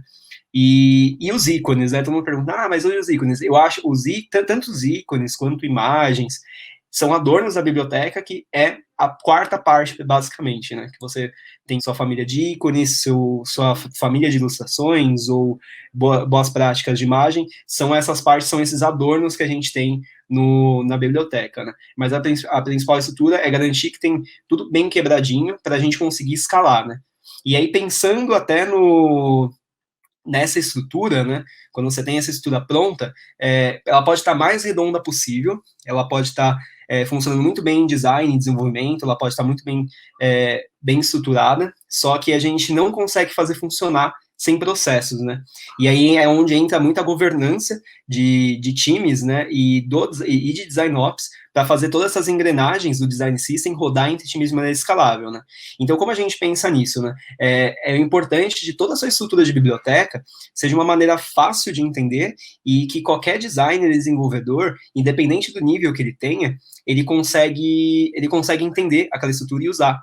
Porque o mais importante de você ter um design system é os times adotarem esse design system dentro das empresas, e você ter um processo redondo que consiga todo mundo utilizar. Então, a parte de Design Ops é muito uma adoção de cultura, de pegar essa estrutura do Design System e fazer as pessoas participarem. E como a gente faz isso, né? A partir do momento que você adota o Design System da empresa, os designers e desenvolvedores são os usuários desse produto, né? Então, a coleta de feedbacks desses usuários e ouvindo eles, como eles usam, né? E como eles utilizam a biblioteca e os feedbacks que eles dão, você sempre vai incrementando para melhorar esse processo dentro da empresa, né? Então, dá para perceber que, além do ferramental Design System, que hoje que hoje se fala muito no mercado, né, essa parte dos componentes em si, o processo é super importante. Geralmente, até essa estrutura que a gente monta de biblioteca, né, quebrando em tema, componentes globais e componentes modulares, a gente já pensa uma estrutura de governança que os times tenham a autonomia de desenhar, né, os componentes, esses componentes maiores, e tendo contato com os outros times, e pensar que o Design System não é só sistemático, mas ele não pode ser sistemático até demais, né, porque o designer, por si só, ele já é um ser criativo, né, então se a gente deixa ele muito sistemático, muito duro, a adoção desse produto para alguns designers também acaba morrendo, né, então deixar isso, a estrutura que a gente monta a estrutura que você pode montar, né, na sua biblioteca de criação de componente, tem que ser uma forma um pouco ampla também, que entra na consistência de design, né, que eles podem utilizar esses componentes globais para criar, para não ter esse problema de não ter essa adoção, né, do produto. E eu acho que eu falei muito, então, em relação à ferramenta e processo também, e é legal falar um pouco sobre as vantagens, então, do Design System, né. Então, você percebe que como o ferramental é muito estruturado e um processo muito bem feito, a gente ganha agilidade de tempo, né, nas entregas de design, escalabilidade de produto. Então, se eu preciso criar um produto novo, um subproduto dentro da minha empresa, então o Design System, de vez eu criar um Design System do zero, ou criar um site do zero, eu só pego a minha folha de estilo ali bonitinha, e crio uma folha de estilo para essa marca nova, que aí os componentes eu consigo reaproveitar alguns, e não preciso começar nada do zero, né? E eu acho que é o mais legal também, que o designer, ele acaba sendo menos operacional, né? Aquela coisa de ficar montando, e ele acaba sendo mais estratégico. Porque o tempo que ele gasta criando um componente, desenhando uma tela, é um pouco menor, porque ele só vai pegando os bloquinhos e montando bonitinho ali, sem precisar ficar pensando tudo do zero, né? E aí acaba dando mais tempo para ele pensar também na estratégia de produto, pensar um pouco mais estrategicamente, e pensando até para o UI designer, né, que ele lida mais com a interface em si, ele consegue pensar toda a questão de acessibilidade, todas as questões de cada ponto dentro da tela, e até mesmo conseguir fazer testes de usabilidade dentro de uma sprint, porque a parte que ele vai construir é um pouco menor, porque não precisa ficar construindo tudo do zero, né? E até mesmo pensando em negócios, né, em empresa, né, na empresa em si, o Design System ele vem para evitar que o designer e o desenvolvedor tenham que codar ou desenhar o mesmo componente que tem a mesma função duas vezes, né?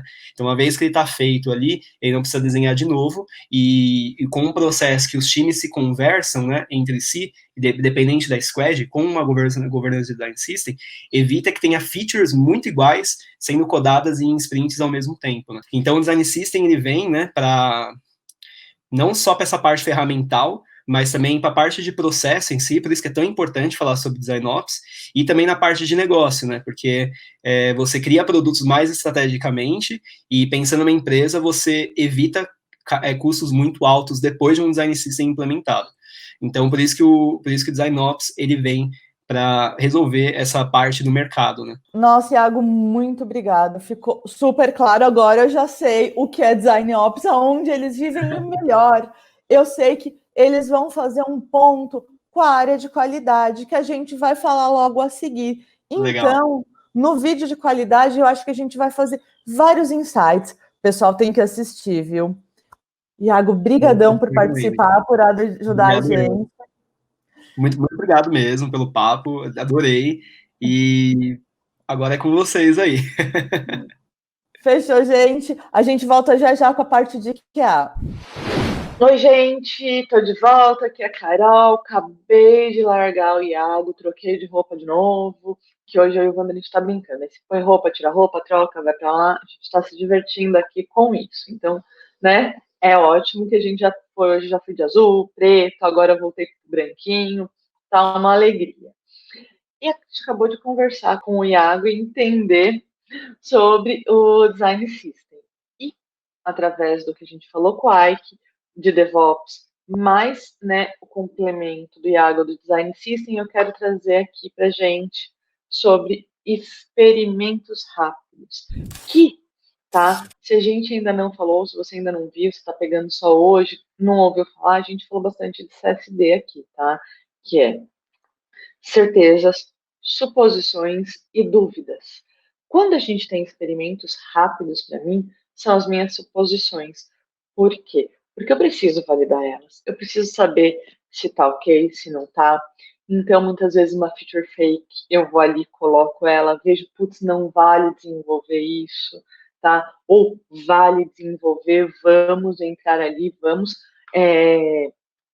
gastar o necessário para essa feature. Então, são várias técnicas que a gente acaba usando para experimentar rápido.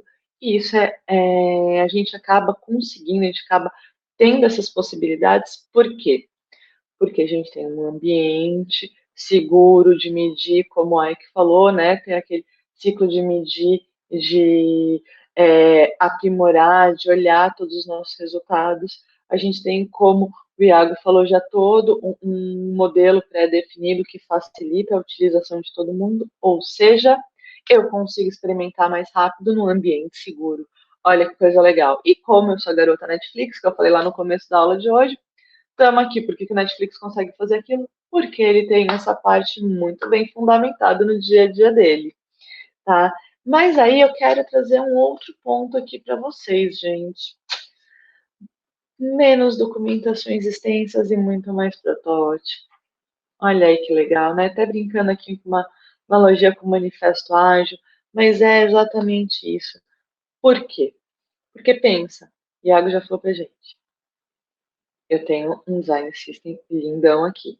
Eu tenho um protótipo lindão aqui. Ó que show de bola, eu já consigo enxergar essa funcionalidade muito melhor.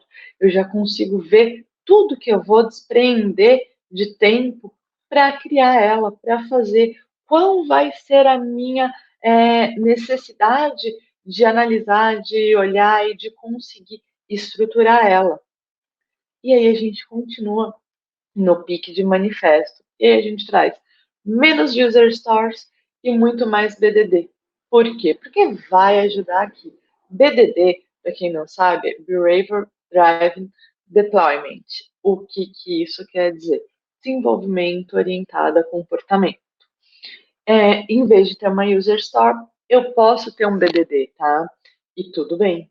E ele, como ele é orientado a comportamento, eu sei o que vai acontecer em cada um dos pontos. O BDD ele foi inventado exatamente para ser feito pela área de negócio, para o time de desenvolvimento entender e facilitar essa comunicação. Olha lá de novo a palavrinha mágica, a tal da comunicação, gente. E aí, se eu tenho, olhando, todo um passo a passo do comportamento, eu tenho um protótipo e por trás eu tenho toda a parte do design system pronta, o que isso dá? Isso dá automação de testes, minha gente. E não é uma automação de testes qualquer, é uma automação de testes antes até mesmo de você desenvolver. Por quê? Porque você já começa a olhar ali e ver o que você consegue automatizar, o que você já consegue trazer automatizado. E isso sai muito interessante, isso fica muito legal, né? E eu acho que a gente tem que pensar, né, cada vez mais em trazer automação para o início, os testes para o início de todo o ciclo.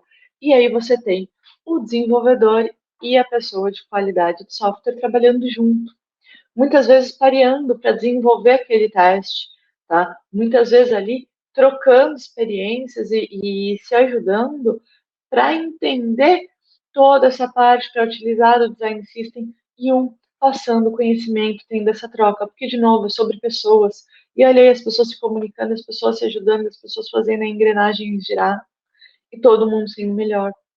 Então, eu acredito muito, tá, em trabalhar dessa forma. Eu acredito que a gente consiga entregar muito valor para o nosso cliente que está lá no fim de tudo isso esperando sempre o melhor. Afinal de contas, ele é a nossa pessoa que a gente se preocupa, tá? E aí, eu vou olhar para um outro ponto. Teste com usuário e pesquisa. Se eu falei que a gente tem experimentos mais rápidos do nosso CSD, ele é o S, aqui em testes de pesquisa com o usuário, ele é o nosso D.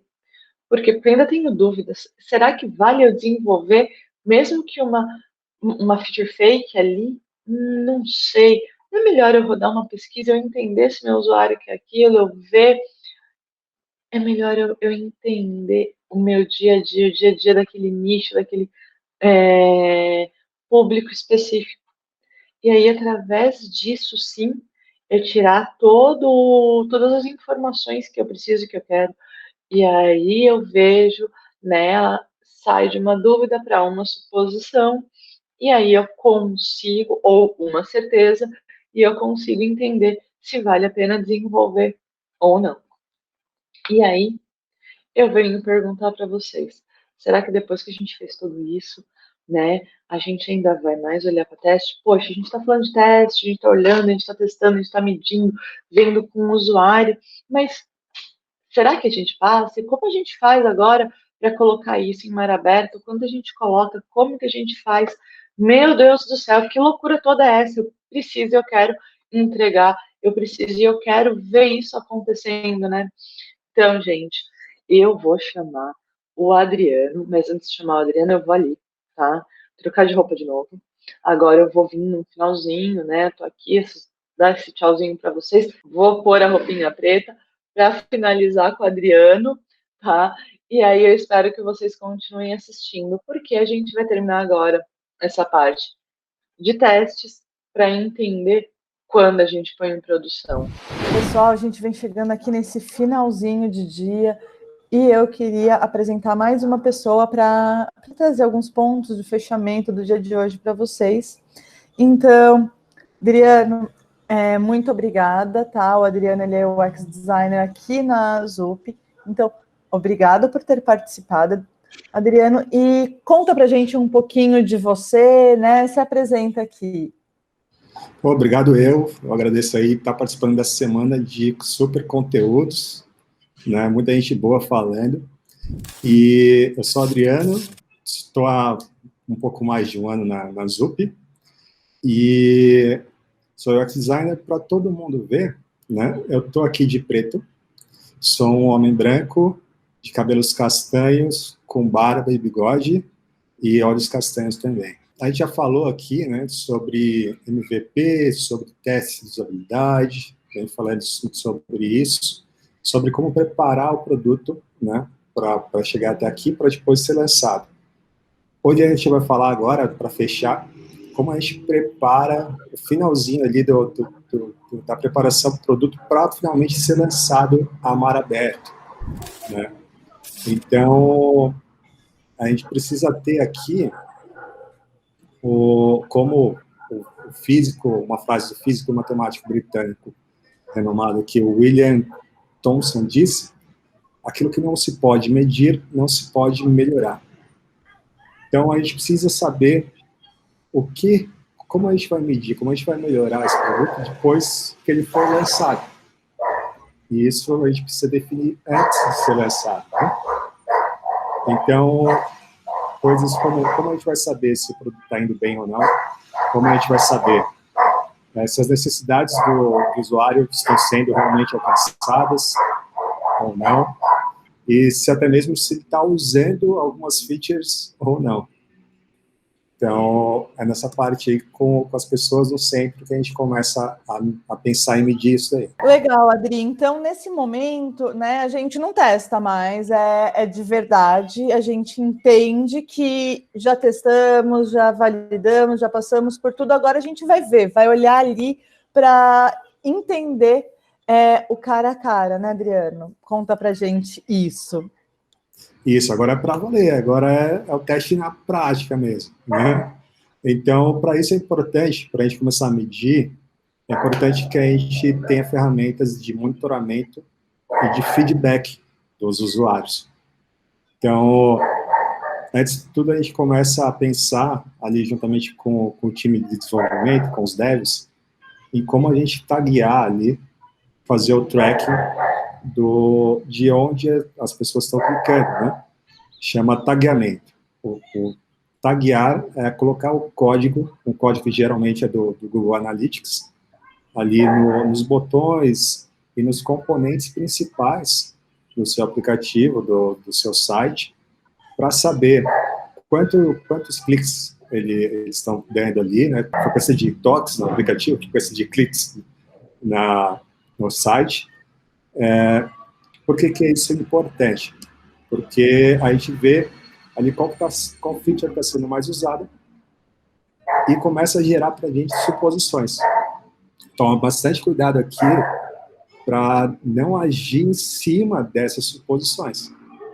Elas são hipóteses. A gente sabe que o usuário abandonou, por exemplo, um carrinho ali de compra naquela tela, ele tem abandonado com frequência naquela tela, ou que ele tem clicado mais em uma opção do que em outra, mas a gente não sabe dizer muito por que ele faz isso. A gente gera hipóteses do porquê, mas tem que tomar cuidado para não agir em cima dessas hipóteses. Então, para confirmar essas hipóteses, a gente tem que verificar com as conversas com o nosso usuário, conversas mesmo com ele, e até com testes AB, né? Testes que verificam ali, que mudam alguma coisinha, mudam o texto, mudam a cor do botão, e verifica se ele está clicando mais ou não. Então, aliado a isso daí, a gente tem também aqui as ferramentas de heatmap, que são os mapas de calor. Heatmaps, eles medem aqui, eles podem verificar se o mouse da pessoa, onde o mouse tem passado mais na tela, né? E até se a pessoa rolou a página até o final, se ela deu o scroll até o final ou não.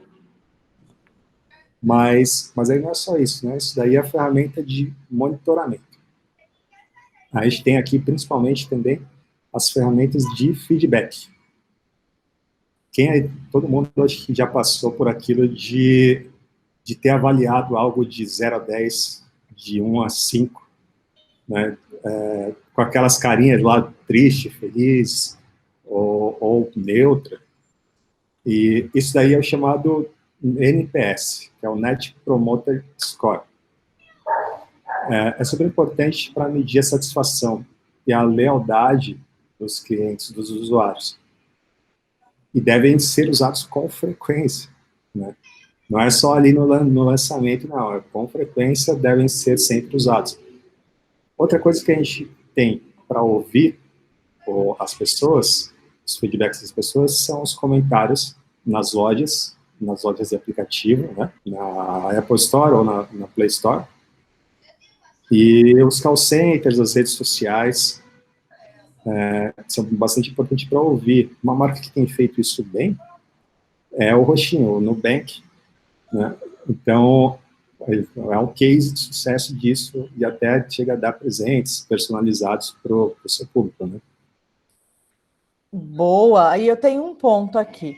Agora que a gente já tem feedback, eu tenho dados, eu consegui olhar, eu faço o que com isso, né? Porque ter dados por ter dados, porque está todo mundo fazendo, eu mando presente para o meu cliente, eu entendo. Me explica um pouquinho, né? O que a gente faz com todos esses dados que a gente acabou colhendo?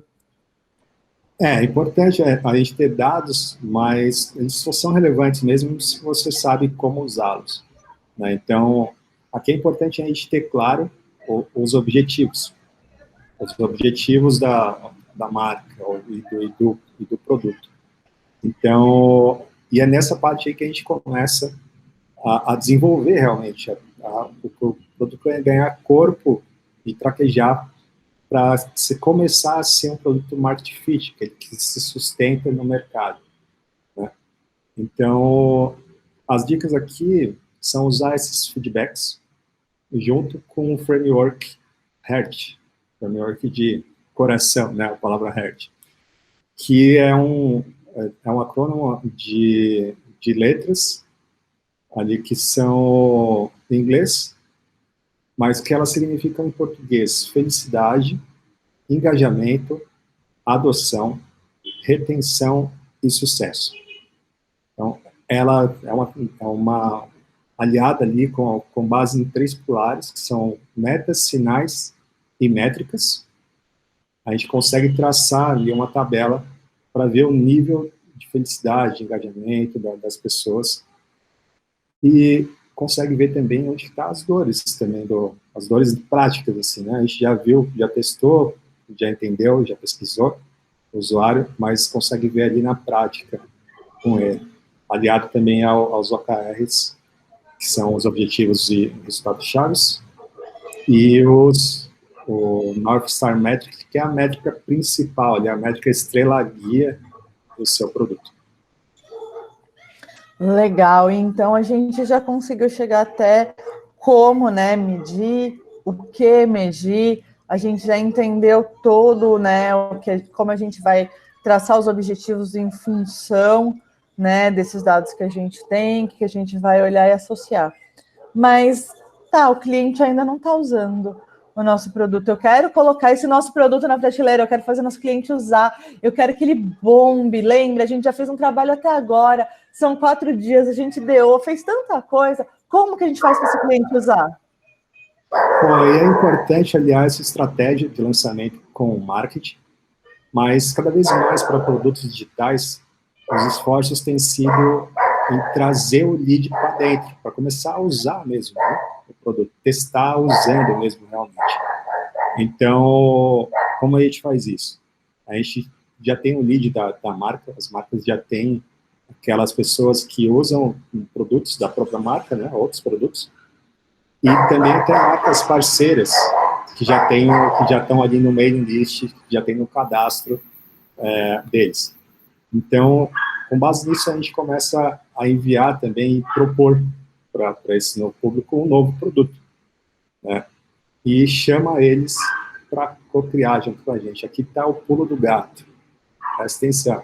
Quando você chama eles para co-criar, os chamados no beta testers, né? Aquele que o produto está em beta, ainda está lançando, agora tem teste. Então, essas pessoas se sentem honradas por serem chamadas para estar ali no seleto grupo dos primeiros a testar, a tribo dos primeiros. São aqueles que ajudam a criar algo novo. Então, dessa forma, a gente comunica ali essa informação, chamando eles para participar, e quando eles têm esse sentimento de pertencimento, ao invés de é comum, né, está sendo lançado agora, tem teste, a gente já testou várias coisas, mas na prática é diferente. Na prática sempre tem alguma coisinha ali que pode melhorar, alguma coisa ali que às vezes o usuário mexeu de algum jeito e não foi o que ele esperava, né? Então, ao invés de ele testar, quando a gente chama ele para copiar, ao invés de ele xingar, né, dele xingar muito no Twitter, então ele vai se sentir honrado em achar aquele erro e reportar para o time. E esse time está ouvindo ele. Então esse time vai consertar esse erro e vai melhorar cada vez mais o produto, né? É o que a gente chama aqui vem sendo conhecida essa técnica como Product Lead Growth, é o PLG. em que o UX é de super importância também, a como pensar os primeiros passos do usuário ali a adentrar um novo produto. O autoatendimento, os primeiros passos de fácil acesso, né? E como a gente já viu aqui, nessa parte é importante aquele pensamento de MVP, de mínimo produto viável, mas mais que isso, é importante também o pensamento de como fazer o que um early adopter, com a pessoa que está entrando agora, como fazer com que ele se apaixone logo nas primeiras interações. É o que alguns chamam de minimal lovable products. Para saírem já, né? Eles saem depois que tem uma super interação logo de cara, eles saem contando essa novidade para os 4 cantos, espalhando até chegar no público mainstream, no grande público. Legal, né, Adriano? E aí eu queria te fazer uma reflexão. A gente viu todo mundo que passa, né, para até chegar nesse momento de lançar o produto. Gente, a gente teve todo o time de desenvolvimento, a gente teve o pessoal de produto, teve UX, UI, teve QA, teve pessoal de growth que você trouxe agora, tá mencionando agora, mas eu sei que eles já entraram lá no começo também, já fizeram estudos lá no começo. Gente, é tanta coisa para a gente trabalhar. Eu queria te perguntar, você sabe o que vai rolar amanhã? Olha, já ouvi falar aí que vem conteúdo muito bom amanhã, linkado com tudo que a gente vem falando até agora, principalmente com essa parte de lançamento, que é a parte de como evoluir um produto. Como fazer um growth, técnicas de growth e outras técnicas para depois que o produto ir no mercado, como a gente faz para evoluir, né? Não parou por aí, não. A gente lançou, mas tem que cuidar dele, né? Que legal. Então, gente, eu quero agradecer a todo mundo que está vendo a gente. Eu quero convidar para vocês continuarem, porque, olha, hoje já é quinta, vocês ficaram até o finalzinho, assistiram tudo, deram a opinião de vocês, viram, aprenderam, mas a gente tem que continuar a colocar, né, esse produto e expandir ele. Então, vem amanhã com a gente. Adriano, muito obrigada. Cara, foi maravilhoso aprender um pouquinho desse fechamento do produto, desse novo olhar que a gente tem já pensar nessa parte, né, de crescimento exponencial. Então, obrigada por ter dividido esse conhecimento com a gente.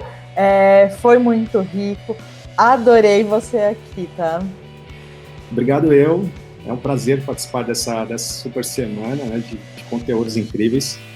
E valeu, galera. Até amanhã. A gente se vê amanhã. Bom, se eu tô passando aqui no final do programa, é óbvio, é pra gente encerrar mais uma etapa da nossa Discovery Week. Lembrando que este é o nosso penúltimo encontro, a gente tá chegando ao final da nossa grande jornada. Dito isso, é preciso deixar o recadinho de sempre. Os vídeos estão disponíveis no nosso site para vocês reassistirem quantas vezes vocês bem entenderem. O mesmo vale para o conteúdo extra, que tem vídeos, que tem referências, que tem links, tá tudo lá para você, é tudo nosso, é só chegar. Agora é hora da gente recapitular o que a gente viu de delivery, que é um assunto hiper mega importante e que pegou fogo. A gente falou de delivery sem perder o processo de discovery, nós falamos de pessoas, nós falamos de processos, falamos de experimentos e qualidade e, por fim, encerramos falando de preparando para crescer. Nosso próximo encontro, nosso próximo bate-papo, o tema é crescendo e aprendendo. Espero que vocês tenham crescido bastante, espero que vocês tenham aprendido bastante e, claro, espero vocês com a gente na próxima. Tchau, tchau, fui!